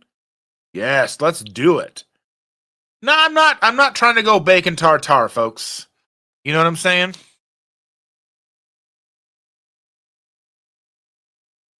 Thanks, Evan. It's been a kind of a week. I know. There's a link to Cindy's Wednesday video. Everybody go watch and enter to win whatever she has to give away. Dingo ate my bacon. Oh my goodness. I've seen places down there where like spiders have taken over and it looks like it snowed. No, thank you. That's crazy. I don't want to live there. It's terrifying. I mean, there's not enough Paul Hogan to go around, folks. Oh my goodness. Call that a knife. Mm.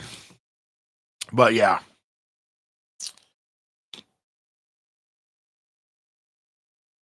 Let's see. Spring shed season is here. Between me and ladybugs, our GSD, it's a hairy time of the year. Wait, where are you? I know, like I worked. So the company that I worked for a couple years ago, the first building that they were in when I started working there was like a bronzish color glass building, and the entrance that you would come in and out of in the morning was like the side where like all of the ladybugs would be. Like you couldn't come in or out without being covered in ladybugs. It was crazy.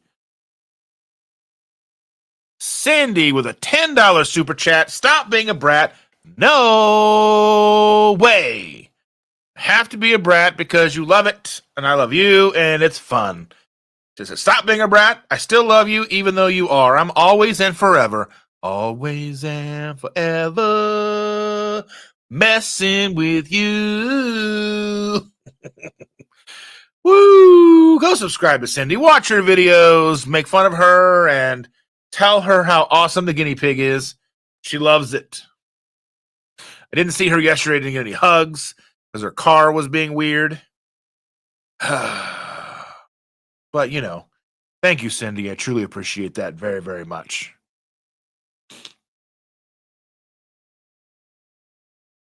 As he should be. It's daylight savings time. He needs to be sleeping for another couple hours.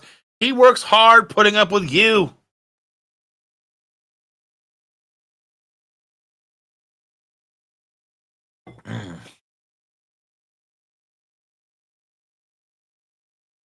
Yes. But I don't miss the ladybugs. They're weird because like they don't bite, but like they just get on you and they're just there. You're like, get off me. You know? I'm not a fan of bugs or spiders or things that shouldn't be in my house. I'm lucky that like where we live in Indiana, it's relatively okay. Like we get some ants from time to time. I got these little ant traps that I put down every year. You know? Evelyn for $9.99 super chat. Enjoyed seeing you yesterday. Want to make sure you can get you all the meetups. Well, thank you so very much. You guys are the bestest ever, most specialist people. Thank you. Thank you. Evil Lynn. Okay, so the Evil Lynn thing. So I got a bunch of texts like back to back from Evelyn as we were driving home. And I went to reply to one of them, and it was like replying to Evil Lynn. Because like an Android Auto, you can go in and choose your voice. And like the American voice is the same one. And I'm like, and then there's like you can do like Australian, and I did like an English voice, like a London voice or whatever. It just sounds more, it sounds, polite. But she seems to think that Evelyn is evil. She's Evil Lynn. You know what I'm saying? You know Evil Lynn.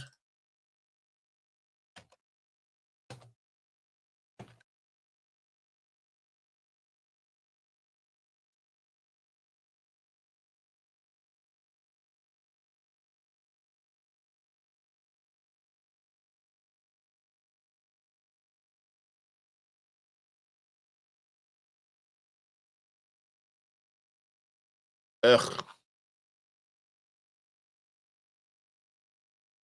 You guys know Evil Lynn, right?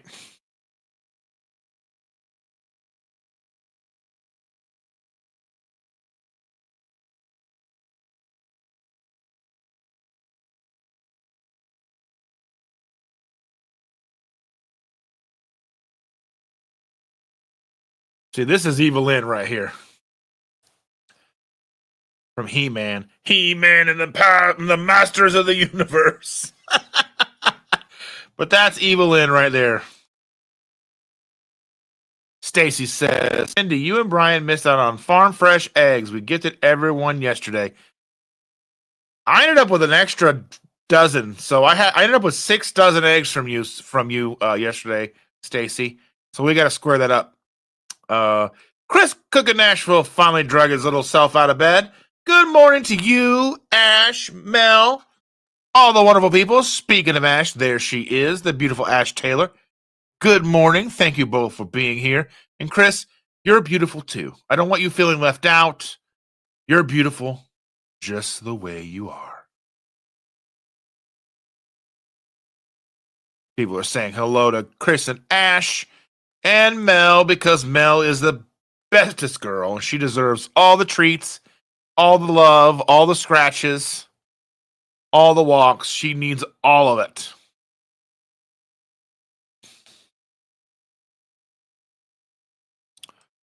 Andy says, my scale gave me an awesome news this morning. I'm so happy. I am feeling much better today. So glad the flu is now gone. Fantastic. Need coffee. So happy to be here. Get the coffee. Let's go. The party has begun.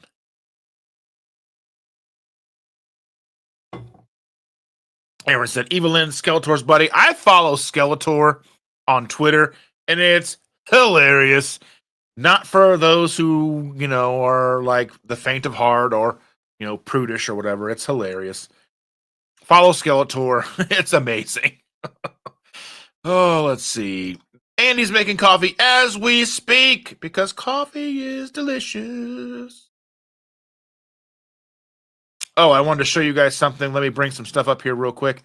I wanted to show you some things because we've got, if you guys were curious, this is what we've got with the new Mondo melon. So you've got 178 grams of magnesium, 400 15 milligrams potassium, 69 milligrams of sodium, 0 net carbs, 0 sugars, dyes, citric acid, malted action, fillers. Let's see. I don't know if you can read that, but that kind of gives you a breakdown of everything. All this you can find on the Salty or the Keto Chow website.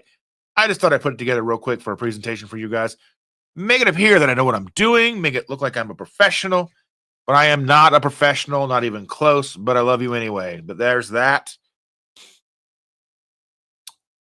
He-Man. Yes. I remember when I was a kid. So this will be something you guys can laugh at me all you want. You guys can sit in your little chairs and your couches and your beds and wherever you are on the airplane on your way to California.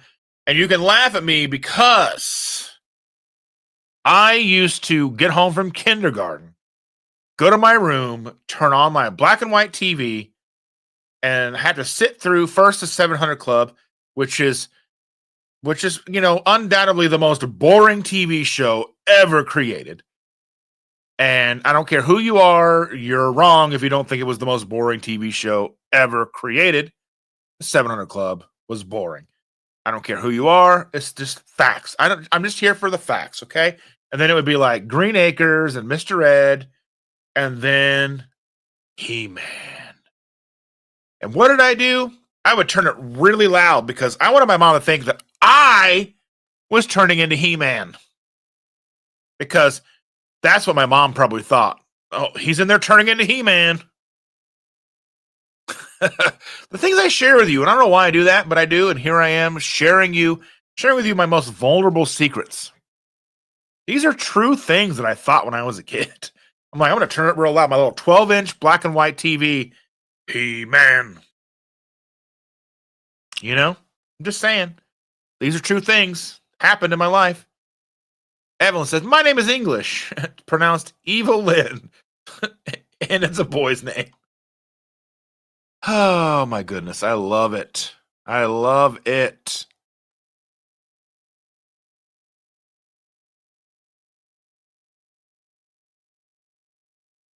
This is, I'm going to call you Jinx. I don't know what your name is, but it says, our new friend from Australia says, I don't bother the ants tracking through my house. I figure they're eating dead bugs somewhere I can't see.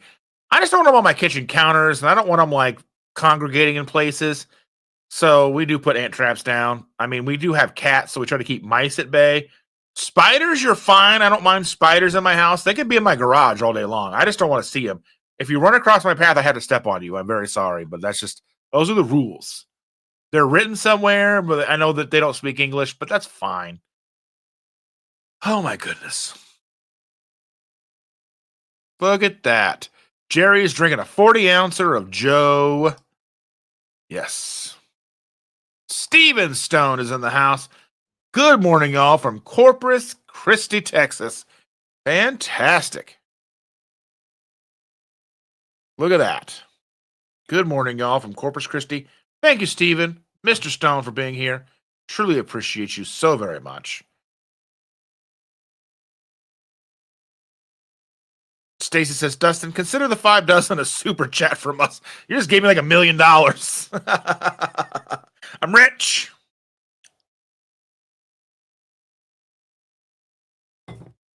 I truly appreciate you and Ken very much. And I enjoy every minute I get to spend with you guys and talk with you, and always great conversations.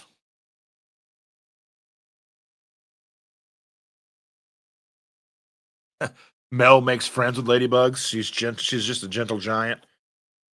Oh, dogs are so cute. I had a video that I found and I shared it to a bunch of people. I don't remember if I shared it to everybody here or not, but it was weird ways dogs go down the stairs. It was like a corgi was like duh, duh, duh, duh. Like some dogs are on their front legs. It's just weird. I was cackling out loud last night before I went to bed. I had to share it with everybody. So if you saw it, let me know. It was a hilarious video. It was so funny. It was such a funny video. I might even be able to bring it up. Hold on, let me see here. Let's see if I can bring this up. Hold on.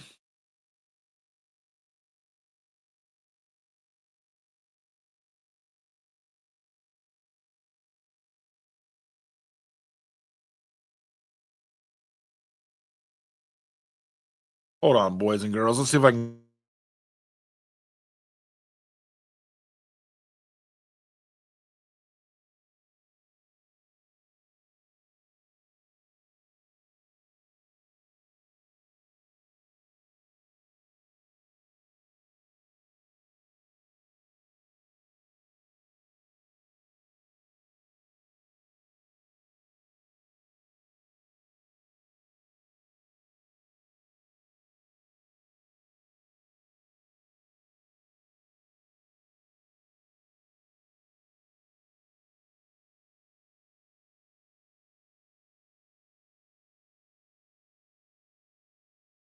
All right, let's watch this video together, boys and girls, ladies and gentlemen. Let's watch this little video together.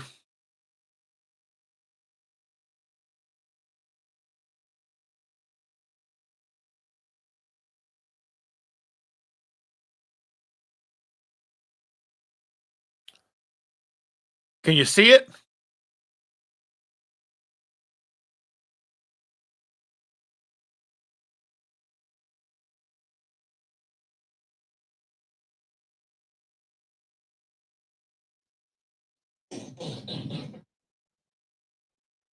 Oh my God.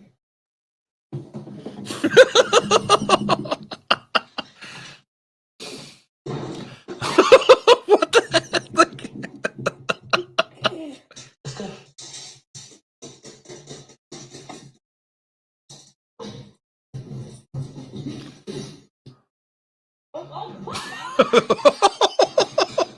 Yes.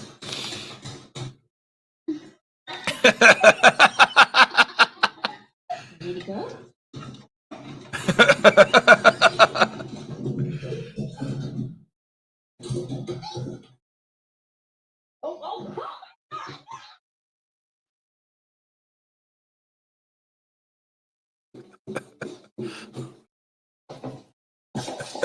Like, what's happening?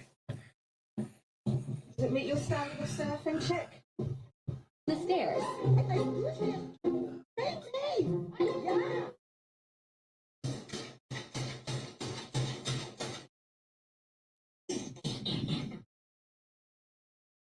Oh my God.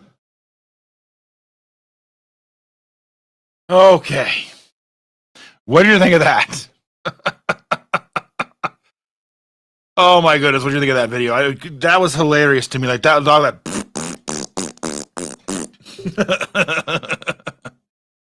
Ash says the new Mondo Melon flavor is fiery. I just got mine yesterday. It took a long time to get here. But I had it. It's good.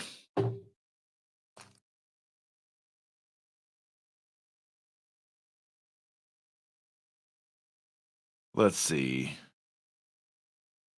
Stacy says they dehydrated egg whites now for more of Chris Cook and Nashville recipes.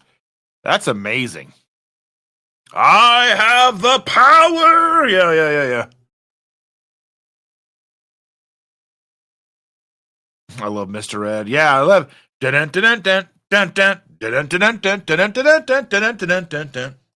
Green Acres is the place to be. Yes.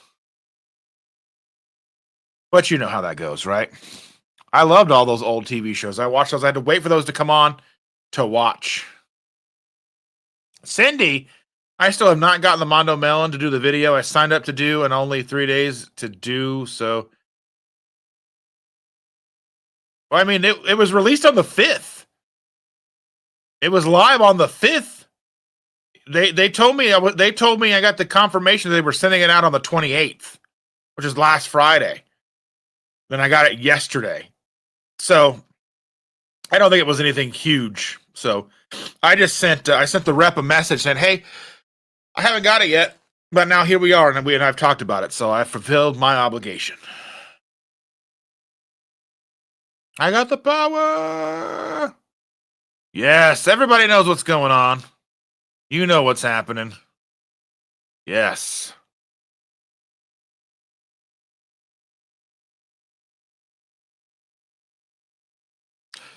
Chris says, I'll have coffee. I'm sitting, paying attention. Entertain me, Dustin. Are you not entertained, Chris? And you said it so. You said yourself, Chris, in your in your fish video, your fake carnivore, Chris. I love you guys.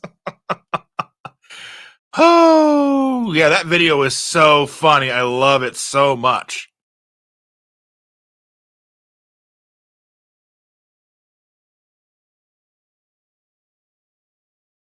Yes, Evelyn, no way. Do you get called Evie, pronounced Evie? I want to call you Evie, so you remind me of my personal friend. Sometimes I go downstairs like that. Yeah.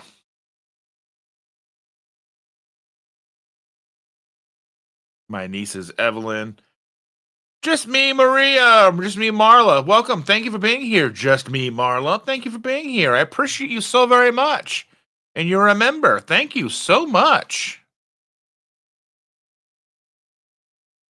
Oh, I needed to stop. I almost petted my pants. And that's not on my today list. Peeing.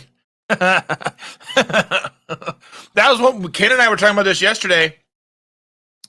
For those of you out there who have never pooped your pants, you are living on borrowed time because it's only a matter of time before the never turns into I've pooped my pants. if you've made it through life thus far and you haven't, then you're one of the lucky few because it's going to happen to you one day. It's going to happen to you. It's just gonna. It is. It's you. I mean, after being an infant and after you started being a big kid and going to the big kid potty, you've been wearing pants and eventually it's gonna happen, and that's okay. It's really, really funny though, until it happens to you. Then it's funnier. Whatever. Let's see. I was named after my grandmother's cousin Evelyn. We called her cousin Evie, so I'm okay with it. Perfect. Dim nuts. Look at Jeff says, I believe Ladybug is the name of Jerry's dog. Oh, that's cool. Dogs really are amazing. Cats are amazing too, until they puke on your stuff. They're just like, why? Our dogs puke a lot less since we've upgraded and made their food better, but still, they're like, why? So gross.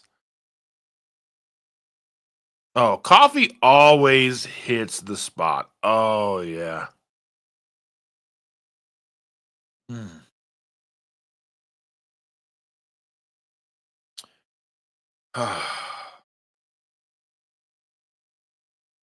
Evie sounds like a hug feels. That's better. Asking what kind of coffee. Everybody, let Carl know what kind of coffee you were drinking. I'm drinking espresso with butter and heavy cream. I've been adding butter to my coffee as of late. I'm just trying to feel it out. See, how I started with a triple B&E, just adding extra butter or adding butter in general to my coffee. It gives it a creamier, butterier flavor. It's yummy. The cream is good. I love it. It's extra fatty. It's delicious. Delicious. Let's see. Aaron says, every time I pick up a stick of the woods, it looks like a sword, and I gotta yell, I have the power. My hand, like, yay! I have a He-Man somewhere here. I think it's. Oh, yeah, it's over there. I can't get it right now, but I have a He-Man. I've got my Ninja Turtles right there. My little Ninja Turtles. I do have He-Man somewhere. We have a He-Man thing back there. Another He-Man like the Turtles. It's a He-Man set. Like, why am I? Them. Yeah, right there. Those are Ninja Turtles. And I've got, back over there, I have the Masters of the Universe ones, too.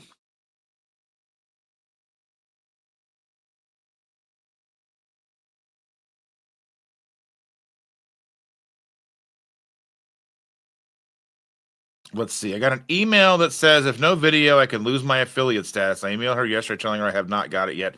Yeah, I emailed her as well saying, hey, I haven't received it yet. But I received it now. So, I mean, I don't think you're supposed to make a video. It was just a post, like Instagram or something. You know what? That's what I'll do. I'll make an Instagram post. That's like, hey, there's a new flavor. Check it out.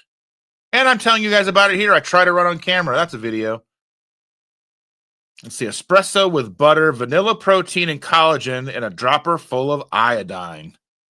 That's super yummy, I'm sure, but I'm not a big sweet coffee person. I like my coffee bitter and yummy and creamy. Yeah.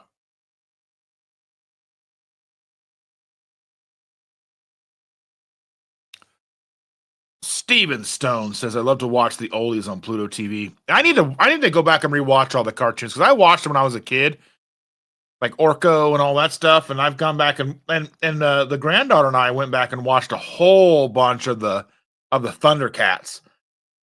The dialogue in Thundercats is rough.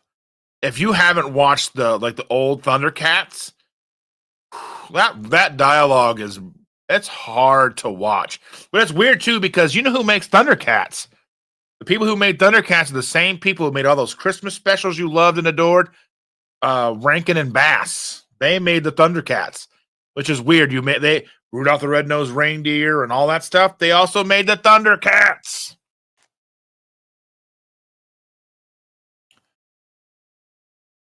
And if you guys ever watched Transformers or G.I. Joe, so the voice of Cobra Commander is also the voice of Starscream. Okay, let's see.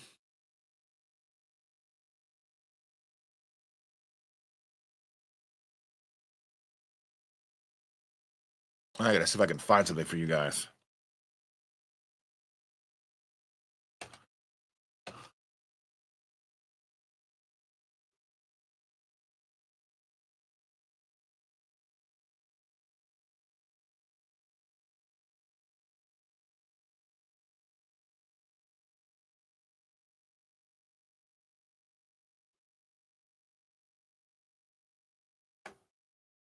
And by show of hands, how many have you have ever seen the movie Roadhouse?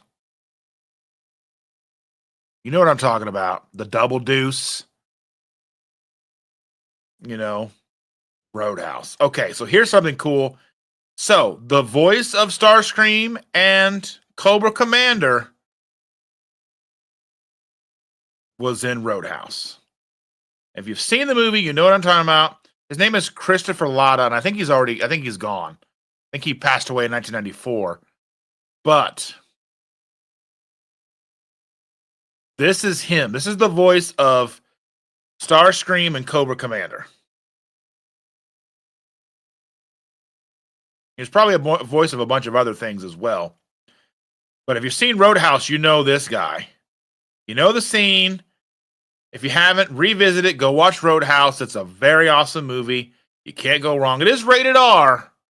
So if you are not too keen on rated R movies, just be mindful that it is a rated R movie.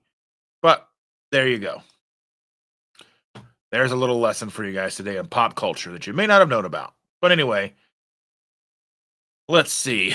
That's not underwear. It's a coffee filter. Lisa says, "It is time for me to run. Need to take care of some errands. Everyone enjoy your Sunday." Well, thank you so much for being here, Lisa. I enjoyed hanging out with you yesterday. Hope to see you again soon, most likely on the 1st. Ash says, "Thank you for speaking the truth about pooping your pants."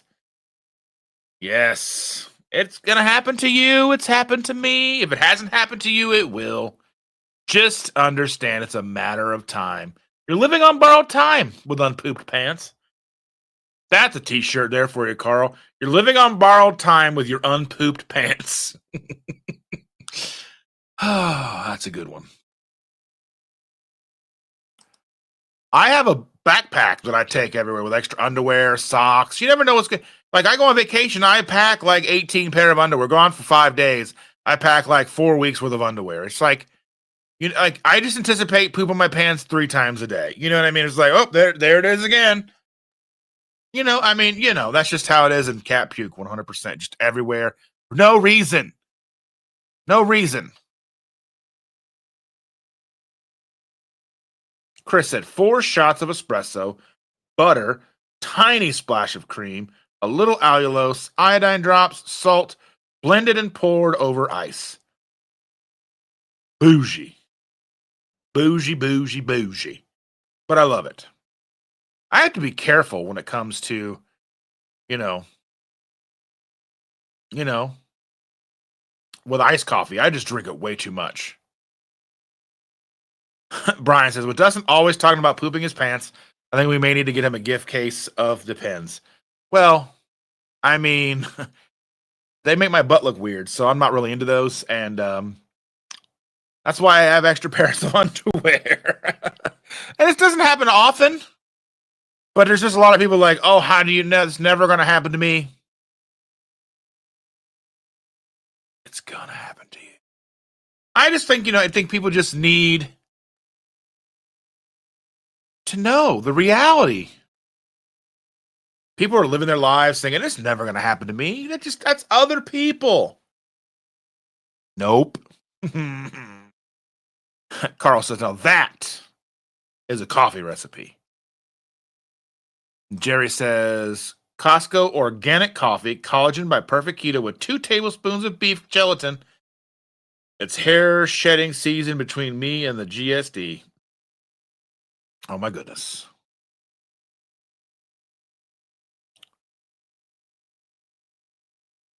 Let's see. I never used my Ninja blender for coffee until someone in my live stream said I should, and that's all I need now every morning.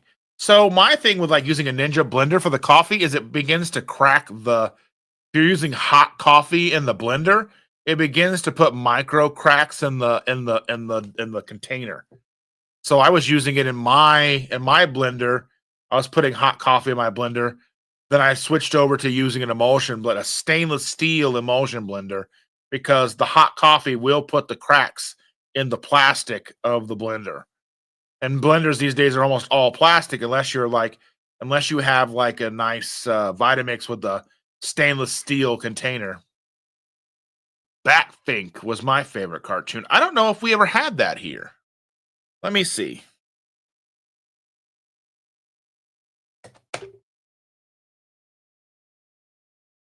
Oh, let's see. Maybe we did. Maybe I don't know. Was it only? Let's see. Batfink is an American animated series consisting of 5-minute shorts. First aired in 1966. The 100-episode series. So there's 100 5-minute episodes. That's pretty awesome. I don't think I ever saw it. I mean, maybe. It doesn't look unfamiliar, but I don't remember the show. Does that make sense? And butter. And Donna says, we are drinking Winter Magic from a local Canton, Ohio company called Global Teas LLC. It's so good. Best coffee I've ever had in my life. Well, that sounds wonderful. Carl says, I like my coffee like I like my women. Tall, cold, and bitter. You are not wrong. You are not wrong. Like I'm a little creamy, you know what I mean?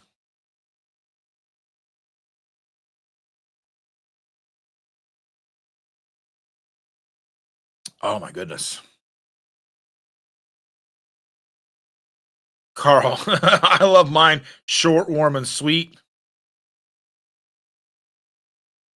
This is going to get me in trouble because I'm thinking of how I like my women. I'm like,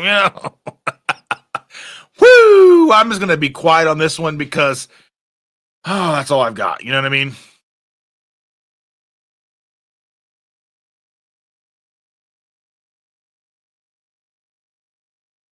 Yes, Roadhouse is awesome.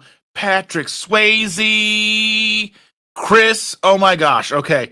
Chris hasn't seen Roadhouse, but apparently I'm missing out, or so I've been told.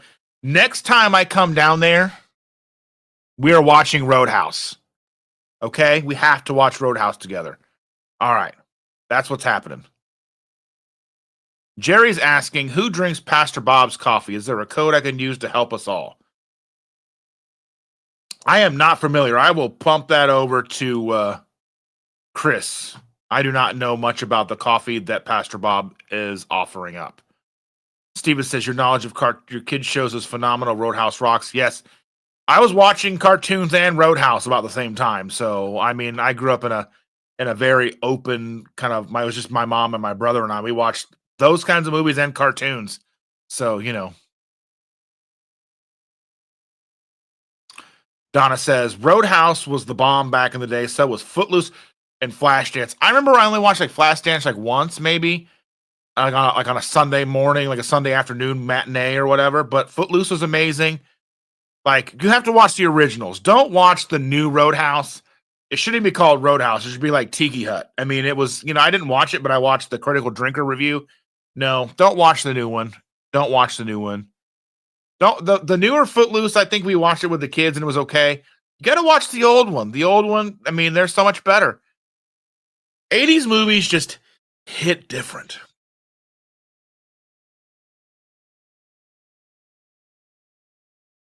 That's not t-shirt worthy. Make a button or a bumper sticker. Good looking out. If you're not pooping your pants, are you even trying to live on the edge? Living on the edge.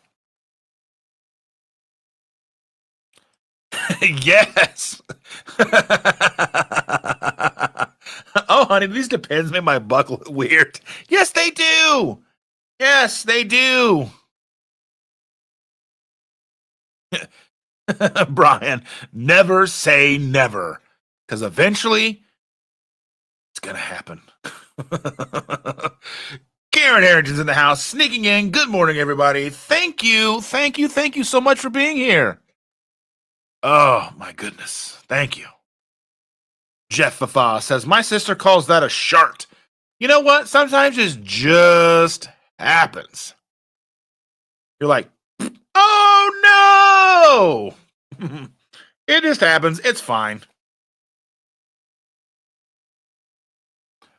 Jerry says, Vitamix stainless was the standard back in the day, and I'm that old. Oh, my goodness. My son does too. Yes. Yeah, Roadrunner was great. I wonder how like Wile E. Coyote had all that money. And I mean, he must have had a great credit line with Acme, or they had a really terrible financing department. Who knows? There was just things you think about that doesn't make any sense now.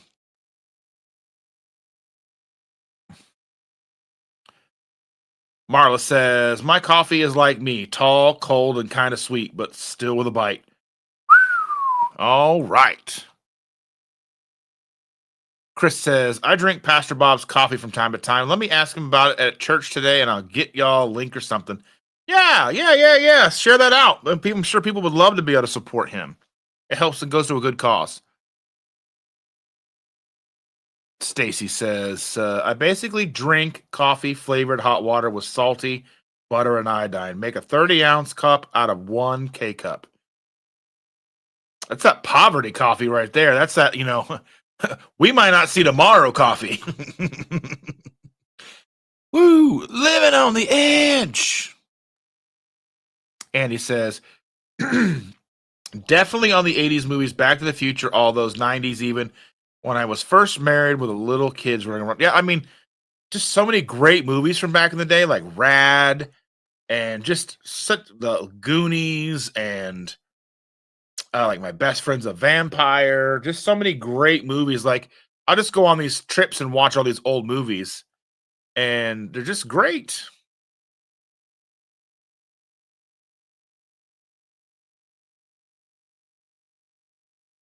You'll get dinged for my music. Yeah.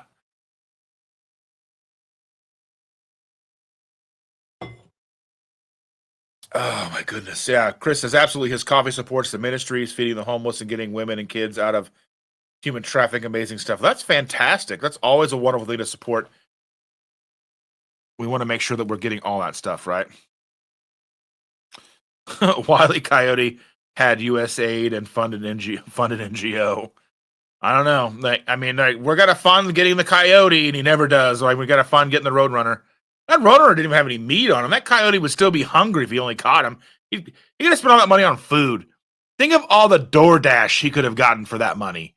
All the dynamite he bought, he could have bought a whole bunch of DoorDash. I'm just saying. Stacy said,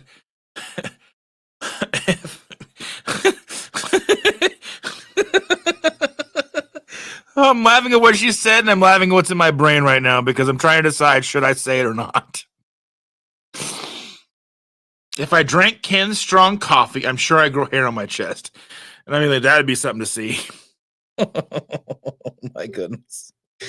Oh, you guys are too much. Okay. JJ says, "Hey, I made it even with the time change. Good morning, y'all." Well, good morning, JJ. Thank you so much, my friend, for being here. Yes. Just in time for Stacy to talk about growing hair on her chest.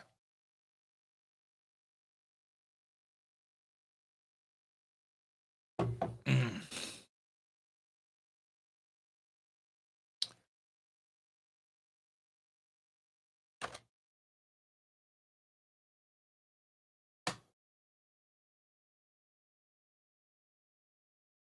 Let's see.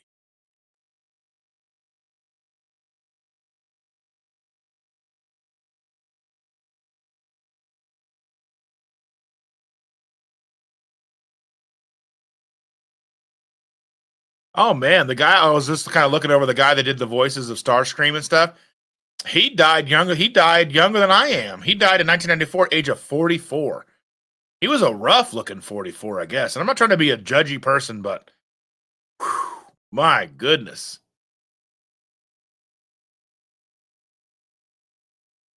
Trying to see like all the movies and stuff that he did. He did Bigfoot, like the Bigfoot cartoon. He was the Simpsons and the Simpsons. He was looks like he was in Seinfeld, Star Trek: The Next Generation, Deep Space Nine, NYPD Blue, Spider-Man. No, wait, no, this isn't right.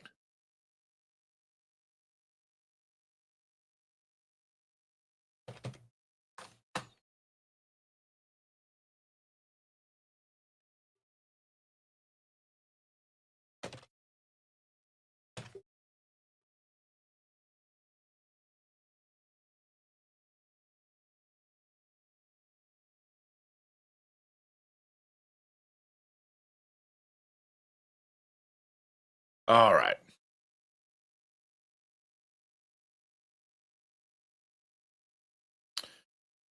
All right, he was in NYPD Blue, the Gold. He was on an episode of the Golden Palace. Which, if you're not familiar with the Golden Palace, it was a spin-off show of the Golden Girls that didn't have, what's her name? It didn't have. It was basically Blanche, Rose, and Sophia. Don't Stop Her, My Mom Will Shoot, G.I. Joe, Seinfeld, True Identity, uh, Danger Team. He was in an episode of Doogie Howser, The Real Ghostbusters.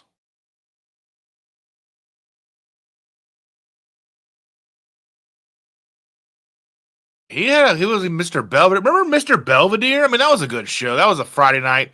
That was a TJF show for a while. Yeah, just so much, so much. He did a lot in a very short amount of time. That's pretty awesome. Let's see. QQ from Karen. Does anyone have tips for cooking pork belly in an air fryer? Temps, time, thickness to cut. Okay. I have never cooked pork belly in an air fryer, but I would say, depending on how big your air fryer is, you can cook it as thick as you want.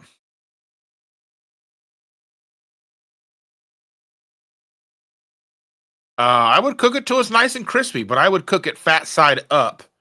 I would poke a lot of holes in the fat, season it how you like, and then put it. I would probably cook it at 400, maybe 400 would be good for nice crispy. 400. I would cook it maybe strips instead of like a big hunk, but just strips or pieces. Cut them into cubes, season them how you want, and then cook them until they're good and crispy. I bet you'll be really enjoying how good those are. Andy says, sent you a link for Rad. I will be right. I went and saw it in theaters like last year, 2 years ago with some friends. They do like a theater every year. You can go see it in theaters. They do like an after show, like an interview with some of the people. Like the weird thing is Bart Taylor had a broken leg for most of the movie. Like you don't really see him riding all that much because he has a broken leg during the filming of the movie.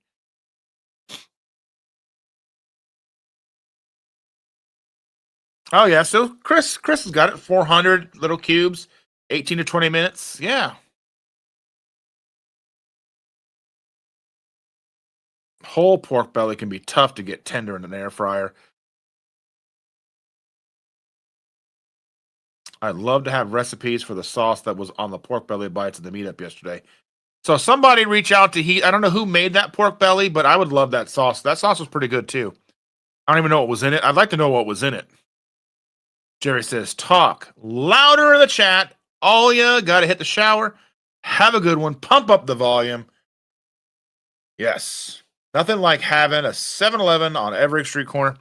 Pump Up the Volume is another amazing movie, but it was a movie that it wasn't like I thought it was going to be. Like the way they cut the trailer made it seem like it was going to be a very different movie. That and Gleaming the Cube. Gleaming the Cube, the trailer for Gleaming the Cube, I didn't even know it was for a skateboarding movie.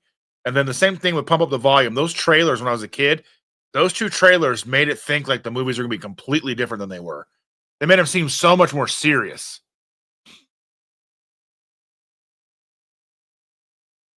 Evelyn says, last time I made pork belly, I made it in the oven, made it bite-sized, and my kids called them bacon tots. It depends on how I cook them. I cut them up into small pieces, and I cook them in a big skillet and render them down until they're nice and crispy. Jerry says, quick question, what's the blue star circle mean after my name here on the chat? That is you're a member.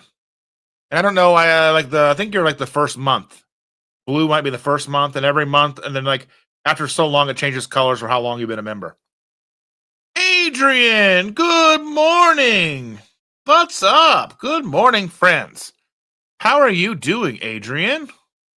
Glad to see you. How are you? Hope you're doing very well. Adrian has a very infectious smile. She's got a smile. She's so sweet. I've met her in person at KPL. I've been on her channel. If you wouldn't mind, go over to her channel, subscribe, watch her content. She's got great content. She's a sweet girl. Lives all the way up in Minnesota. She doesn't sound like she lives in Minnesota, though. I don't know if she juggles her fruit or not, but I don't know. Let's see. That's the only way I like pork belly. I like pork belly, like sometimes with the crispy skin on it. That's really hard to find. Karen says, I just have the strips from Walmart. I know I will cube it. I didn't know what temps and how long. Newbie here on the time and all the cuts. Ah, that's a good thing. I think realistically, anytime you're cooking stuff, like really like you can default to 350. 350 to 400, depending on what you're cooking. Usually that's going to be the good default temperatures, and usually just kind of watch it until you get an idea.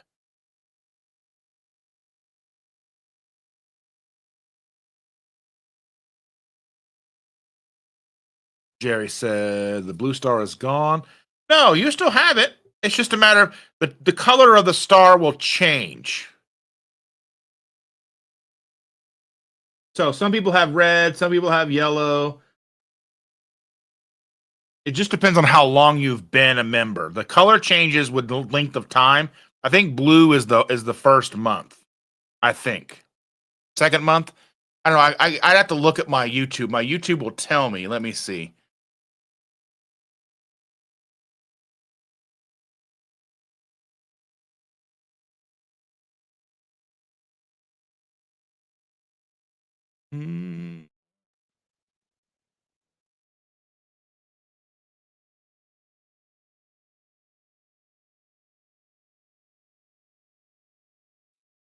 I'm not quite sure. I know that there's it's a matter of time and how long you remember. You're so very welcome, dear. She says, thank you. You're the best. You're the best.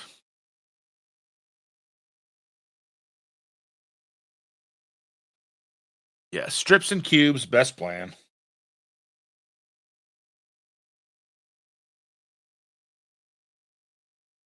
I actually, as soon as I was able to buy Rad on Amazon, I bought it on Amazon for like $15. So I've got a copy on Amazon, and now you can watch on YouTube for free. But I think there's commercials with that, maybe.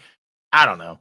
But Rad's a great movie. If you haven't seen that, still, have you ever seen Rad, Chris? I think you guys need to watch that movie. That movie's good. When I'm in town, we'll watch Roadhouse because it's a great movie. It's in the perks. Oh yeah, I forget things like that sometimes.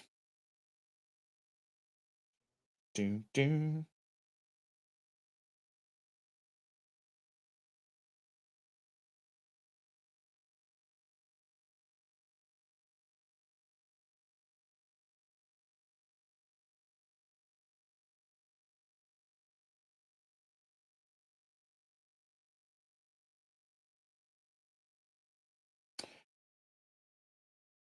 Yeah, it goes blue, light blue, teal, yellow, pink, like a purplish color, like a dark pink, red, and then purple. I don't know how long. Like I don't know if I have people that are. Yeah,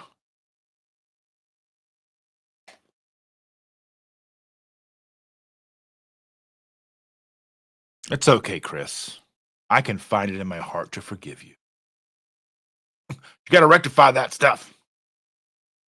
JJ says, gotta love the perks. I love the perks. And if you are a member, you get your name in the credits of the live streams. And I'm working on other things too, you know. It's just difficult to see what's good. Total, we have 50 total members. It's pretty awesome.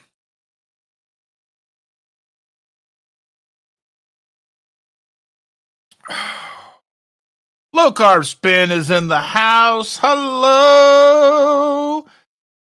She says, giving you a thumbs up. I was shocked that you're still live. Couldn't get up. Well, I usually go for about 2.5, 3 hours. Because I love hanging out with you guys every Sunday. Oh, okay. So dark blue is welcome. Light blue is 1 month. Okay. All right. I don't even know. I need to come up with better ones. Like you can like customize them and make your own and all that stuff. I haven't figured out how to do that yet. And you can add in like emojis and stuff that you guys can use, like little characters and stuff. I've got to come up with those.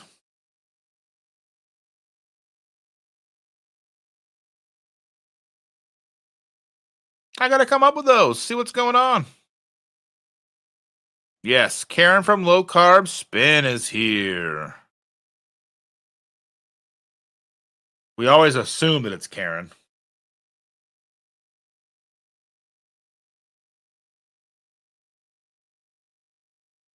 It is kind of strange that we get all the watches over on Twitter, but none of the interaction.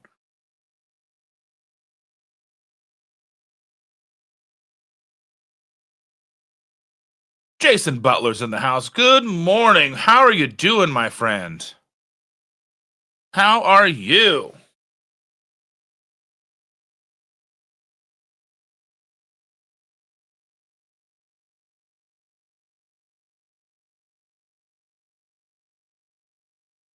Mr. Butler's in the house.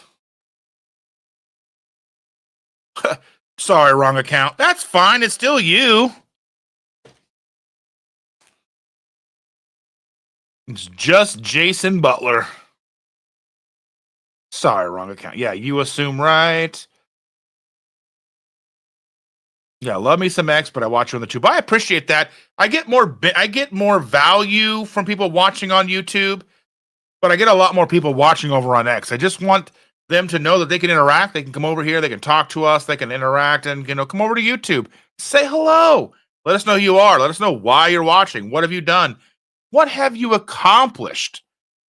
Are you thinking about starting a low carb or ketogenic lifestyle? Are you thinking about becoming a carnivore? What is it that you're wanting to do? All are welcome here because that's what we do here. We're a community that wants you to succeed by any means necessary. And he says, okay, that hello is for both Karens. My middle name is Karen. So many Karens in here. Oh my God. It's a group of Karens is called a complaint. A group of Karens is called a complaint. Just in case you weren't sure. There's the guinea pig. Good morning. How are you?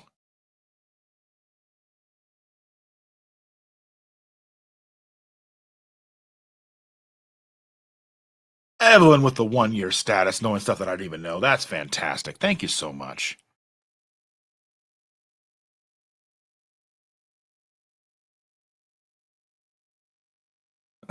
I'm guessing that she's saying, watch it, Dustin. I don't make this stuff up, okay? I'm just the bearer of bad news. A group of Karens is called a complaint. Oh my goodness. Hungry. Cindy, feed this man. I know you are. So many Karens. I prefer Andy though. Andy's good.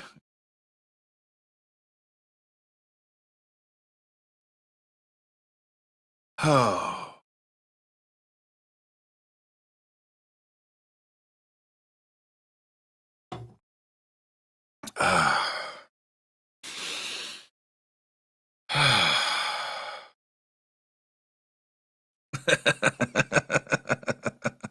I had a good time in the meetup yesterday. We were laughing and cutting up and having a good time. And Carl was talking about his puppet show, his one at a time puppet show, and then oh my, I forget. I really can't talk about other stuff we were talking about. It was just not appropriate for the YouTube, but you know. Sherry is here. Good morning, Sherry. How are you? Rise and shine with a coffee. It's super duper delicious.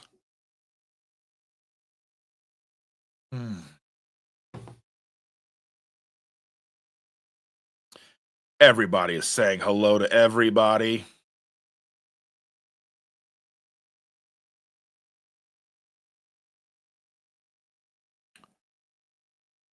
All right, Chris, watch out.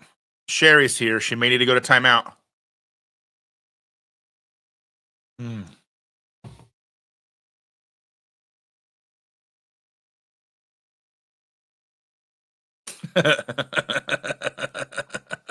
I giggle at a lot of stuff. I mean, I love to laugh.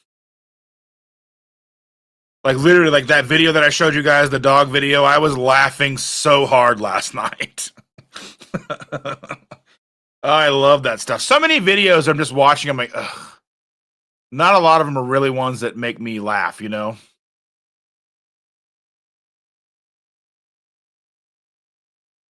But I love to laugh. Laughing is very healing.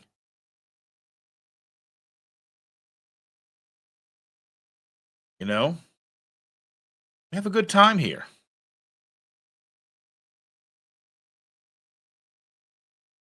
Even on Friday at the funeral, I got a chance to catch up with some, you know, coworkers that I hadn't seen in like 6 years. I left that job like 6 years ago, and it was good to see them because I worked at that company for 12 years, and that's a connection you build. You know, those are connection relationships that you build, and you don't realize when you leave a job where you like the people, but you're not really into the job anymore. Like the job starts to shift, and their priorities and their mission starts to shift, or their mission may not shift, but how they want you to get there shifts. And you know, it's just like one of those things. It's time to move on, and you know, I mean, I needed to make more money, and that didn't quite work out because I only worked there for a year and a half ish, and then that all fell apart. And then I've been doing the whole, you know, babysitter thing, taking care of the granddaughter, trying my hand here at YouTube, being a content creator, and doing all of that. And you know,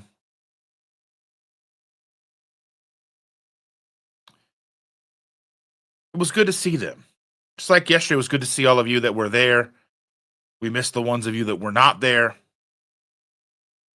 Looking forward to the next time I get a chance to see some of you. Hopefully, more of you will be able to make it out. I look forward to the next time I get a chance to hang out with Chris and Ash and Mel and all the people. I just look to be able to hang out with all of you because you make all this worth it.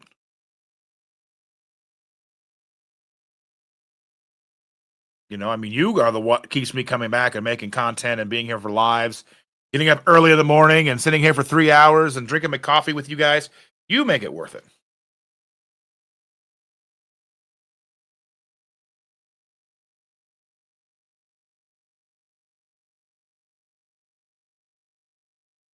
And he says, I talked to friends last week, and as we remembered our friend who passed away on the 5th. That's very sorry. I'm very sorry to hear that, Andy. It's very hard to lose people you're very close to. I got to do this more often while we're talking, while we're still alive, and not seeing them after they're gone. Yeah,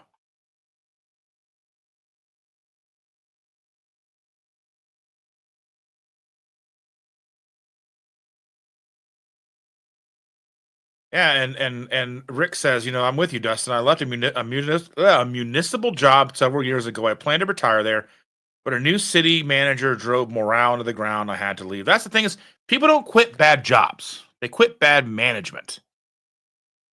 Managers, the people who are supposed to look after you, the people who are supposed to make your job easier, that just make it more complicated, more convoluted, the ones that don't stick up for you, the ones that do whatever upper management pushes down, they don't fight back. That's what makes people leave jobs. I love that job. I loved working there. I love the people. I love the work.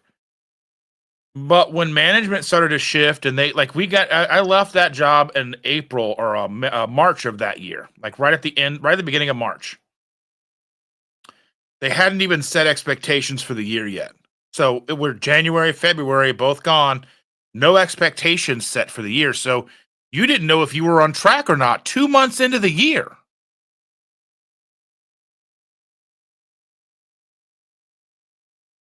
And, things were always changing. Things were never, there was things like with overtime. They had it backwards. So overtime is me giving you my extra time in exchange for extra money. They looked at it as, well, you're working overtime. We're paying you more. You need to work harder for us. You need to work harder and faster on overtime than you do regular time because we're paying you more. And that's just not the way it's supposed to work.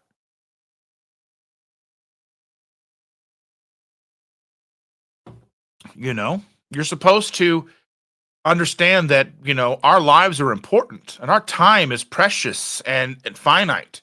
And if I'm coming in extra hours, you shouldn't be that jerky to me and be like, well, you need to work harder. Well, you're not working hard this week, so we're not going to let you work overtime. Okay, fine. And there was just a lot of things like that were popping up that it wasn't conducive to a good work environment anymore. But anyway, enough of that.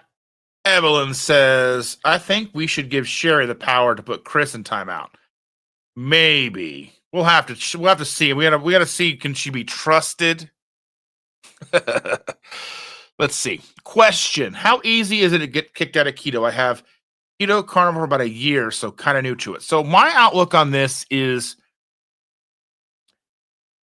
a bit controversial because I don't necessarily think that the body is necessarily meant to be in ketosis 24 hours a day, 7 days a week. That being said, I think if you are relatively on track, strict with your keto and your carnivore, there's no issue. But I think you have to understand that the body manufactures its own glucose. So it's glucose manufacturing in the body. So if you are eating low carb, carnivore, minimal carbohydrates, minimal sugars, your body will get whatever it needs through gluconeogenesis, which is a demand-driven process where the body breaks down protein and all that stuff to make glucose. Now, it's going to make just enough that it needs, in theory, and that means there's glucose in your body. Now, that may or may not lower your ketones, but I don't necessarily think if you've been keto for a year or better, I don't necessarily think there's a thing as being kicked out of ketosis. I think there is a metabolic flexibility that begins to happen as you've been living that lifestyle long enough and your body has begun to heal. Metabolic flexibility, you're going to kind of go in and out. I don't think the body was ever meant to be solely sugar dependent. And I don't think the body was ever designed to be totally ketone dependent. Again, because the body has come up with a way to make glucose in absence of it in nature. Because we understand, and my understanding is humans ate cyclically, which means you feasted and famine with the food supply. So you ate meat when you had meat. You ate whatever you could find when you could find it, whether it was honey, berries, fruits, whatever. You eat what you could find, but primarily you were finding and probably hunting and eating meat. You never see cave drawings of broccoli. You don't see cave drawings of beans or anything like that. You see cave drawings of them taking down antelope and buffalo and all that stuff. Animals. So we have to understand, we have to figure that we were primarily feasting on animals and supplementing anything and everything else we could find for a majority of human existence. Even agriculture as we know it is relatively short amount of time in comparison to all of human history.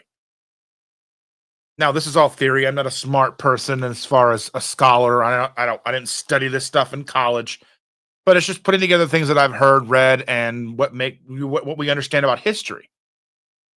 So I think that even in modern day times, if you're avoiding ultra processed foods, primarily eating whole foods, meats, fats, eggs, cheeses, vegetables, that type of thing, single source, single ingredient foods, coffee, maybe some cream.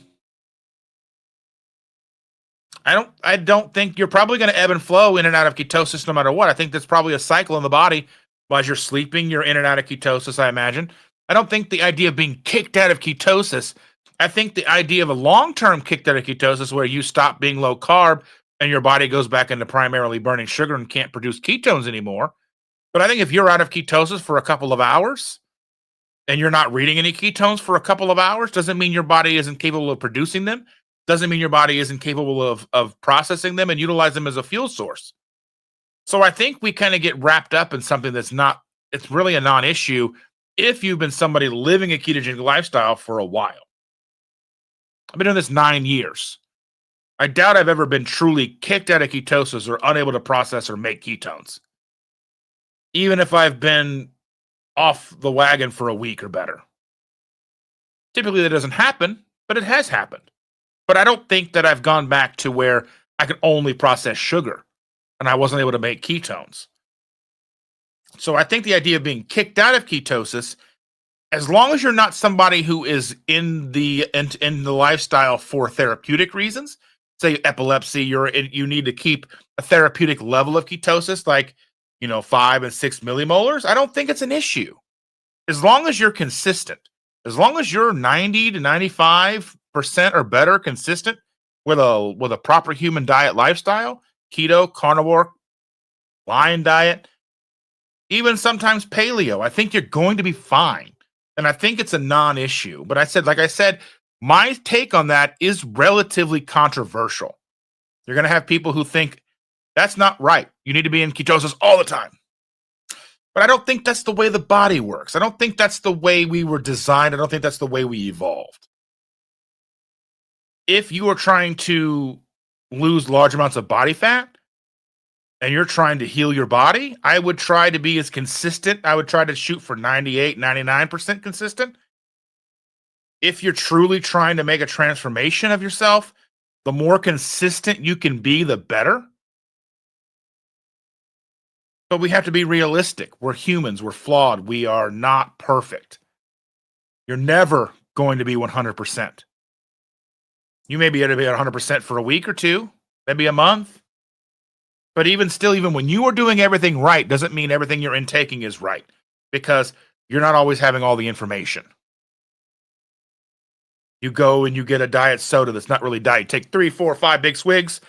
Oh my goodness, that's not diet soda. Early on, we went to Sonic to get slushies, sugar-free slushies, to find out that, well, the syrup they used to flavor the sugar-free slushie was sugar-free, but the slush base was not. It was full sugar. So we didn't know what we didn't know. So no matter how hard you try to be perfect and consistent, it's unlikely that you're going to be 100%. 99.9%, 99%, 98%, 97, 90, 95. It all depends on what your goals are. If you've already reached your goal weight and you are just kind of surviving and just kind of living your life, I mean, you always want to get better. You're always trying to get better, improve, be stronger, whatever. Not always about a weight. It's not always about that. You're always trying to heal something or trying to feel better. So I would say aim for consistency. How can you be more consistent? Understand yourself, understand your strengths, your weaknesses. Understand that if you make a mistake, it's not game over, man. It's tomorrow's a new day. The next meal is when it starts. Just right back to beef, butter, bacon, and eggs, whatever your preferred food is. But I think the idea of being kicked out of ketosis is kind of one of those things that's just a non-issue to me. I mean, obviously, if you're just starting out, you're a week in, you should probably be 100% first couple of weeks. I mean, you really should give it a really good old college try. But even in the beginning, you're going to make mistakes because you don't know what you don't know. But that's what we're here for. Not necessarily to give you advice, because we're not medical professionals, doctors, nurses, any of that thing, but we are here. We have experience. I've been doing this 9 years. With all the people in this chat, there's 85 people watching across platforms. I imagine with everybody here, we have about probably a few hundred years of experience. So I would say that this question is a very good question because it comes up a lot. And depending on who you talk to, you're probably going to get a wide variety of answers. I imagine most people are going to tell you, don't want to get kicked out of ketosis. I would say if you're being consistent, that would be something you don't need to worry about. But if you go off plan for a day or two because life happens, you may not be producing as many ketones. You may be running off of sugar. You might feel like crap. That doesn't mean you're not right back in it the next day when you go right back on the plan. So I would say it's not necessarily something to worry about, but you've been doing this for a year. And if you've been relatively consistent, 90+% consistent across that year, and you feel great, I don't think you have anything to worry about. Just keep it up. And I'm proud of you because a year being keto carnivore is an achievement, a very big achievement. And it's so awesome that you're here. JJ, that's the same with teachers and principals. Yeah. Just Jason Keto with 5 KetoSimple memberships. Thank you, my friend. Let's take a look and see who those all went to. Let's see if I can find them. It looks like we got Paul McCorrigan got a nice one. Purple Love and Nona. That's oh my goodness. I can't remember what her name is right off the top of my head. Oh my goodness, it's not Nona. Meeting Wellness, Terry and Big Belly Bob all got memberships from Jason. Jason, you are the best. Better than all the rest. Risa's Cluttered Kitchen, really late, but thought I would pop in for a few. Good morning, all. Well, thank you so much, Risa. That is amazing. Thank you so very much. Wow, shaking my head. That's crazy. Yes, indeed. Jason's got to head out. Thank you, Jason, for being here.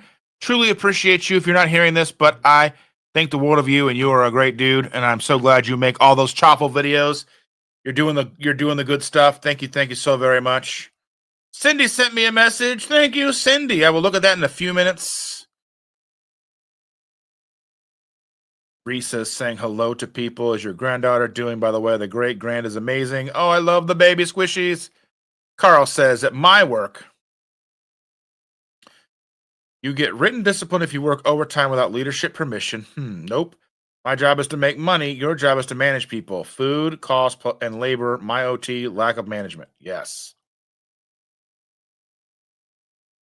John says, Dustin, you're a gentleman and a scholar. Well, that's nicer than most people say, but I appreciate you, Mr. Googahan.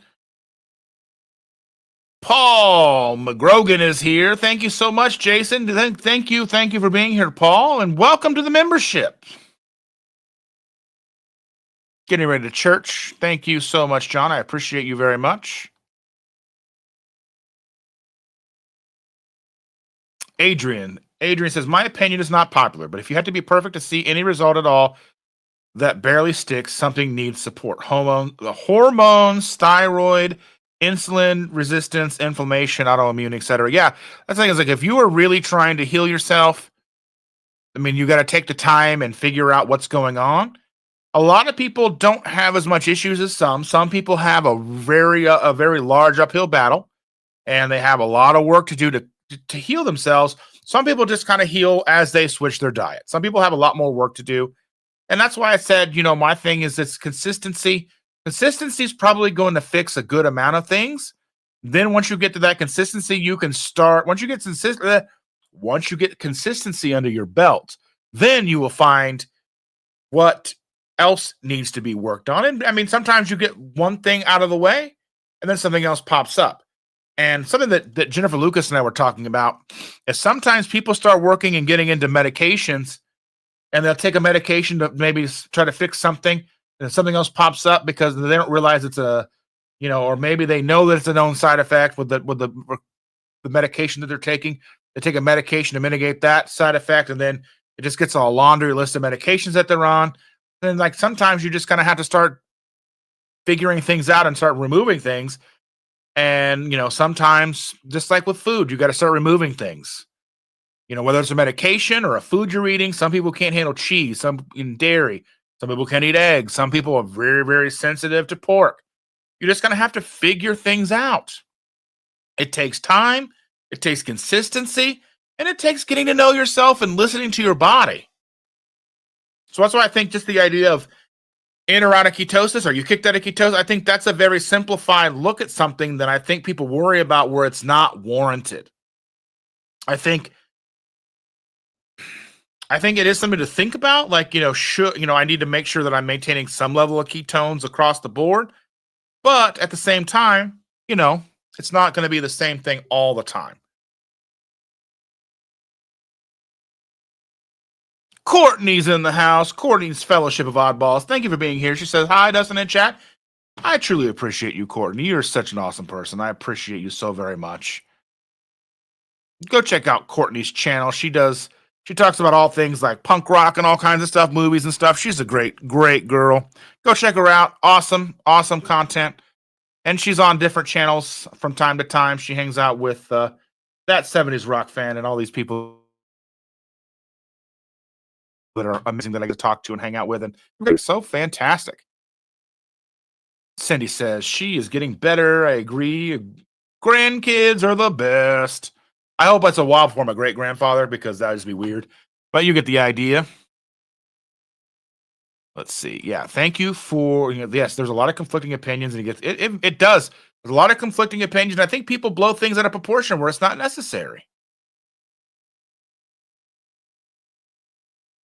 Jerry says, question, out of the shower, here's my question. When is the time to do the collaboration? Like when it's time to do the calibration of the Keto Mojo, the new one using the solution? It seems like my unit is low, showing my ketones. I don't really know about how to calibrate those. I've never calibrated one before. I use I have an old BioCoach model. Mine says Keto Coach on it, even though the company's now BioCoach. So I'm not really sure. So I'm not the best person to ask, but I imagine there's plenty of videos out there that talk about this. Karen Harrington says, Purple Love and Nona is Debbie. Yes, Debbie. It is DEBBI, no E. That I do know. I just couldn't remember. I know there was no E at the end, but my brain just kind of short circuits from time to time. Sunny's in the house. Good morning, Sunny. She says, good morning, Dustin. Thank you so much for being here. Thank you for a gifted membership. Thank you so very much. Let me take a quick look and see who got that membership. Adrian, lucky Adrian. She got that membership. Adrian's a member. Thank you so much.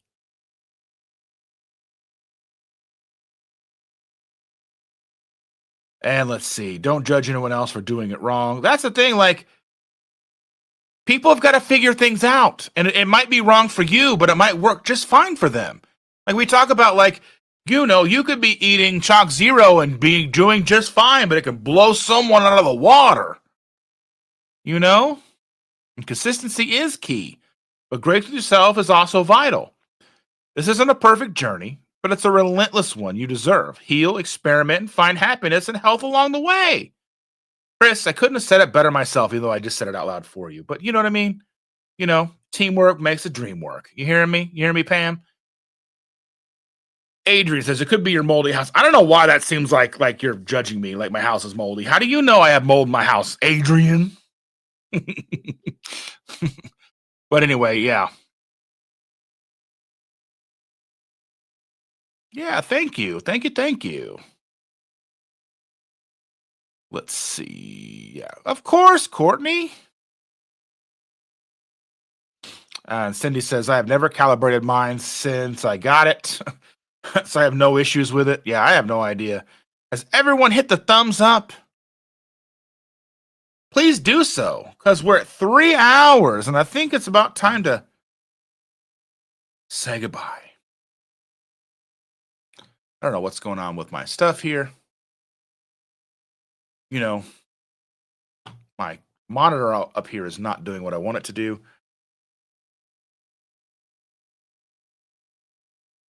Trying to look at something, and it's like, no, I'm going to keep going black on you and doing a little spinny circle thing.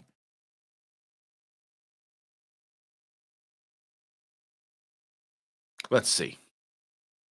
So, you know,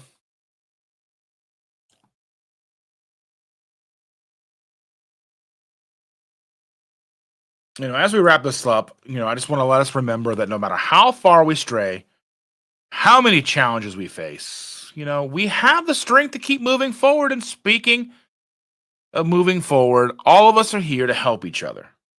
You can reach out to any one of us, most likely. Most of us are on other social medias. You can find all of us in different places. I know you can find me and Victor and Chris over on Chris's Mighty Network. You can find links to that over on Chris's channel. You can hang out and find Chris and Victor and myself. We do a monthly live stream, the Keto Crusade. We work together trying to make this community better, strengthening this community because sometimes it feels a little fractured. We have, carnivores arguing with keto people and keto people arguing with people. And we just want to make sure that we're all under the same umbrella. We're all in the same proper human diet spectrum. We're all here trying to accomplish the same thing: healing, making people better, building community. We can't make the world a healthier place if we don't work together. Keep moving forward, because if anything's taught us, like this last week has taught me anything, you never know when goodbye is final. But that's what we need to do. We need to embrace each other, learn from each other, support each other, be each other's cheerleaders. And Chris has got to get ready for church. Everyone's saying goodbye. Truly appreciate each and every one of you. Just eat some damn meat. Adrian with the final words. I think that's a good place to leave it. Thank you all so very much. Just in time for Scott to show up and say hello. We love you, Scott. I'm glad to see you back on the ruck. With that, here are the credits. Have a wonderful rest of your Sunday.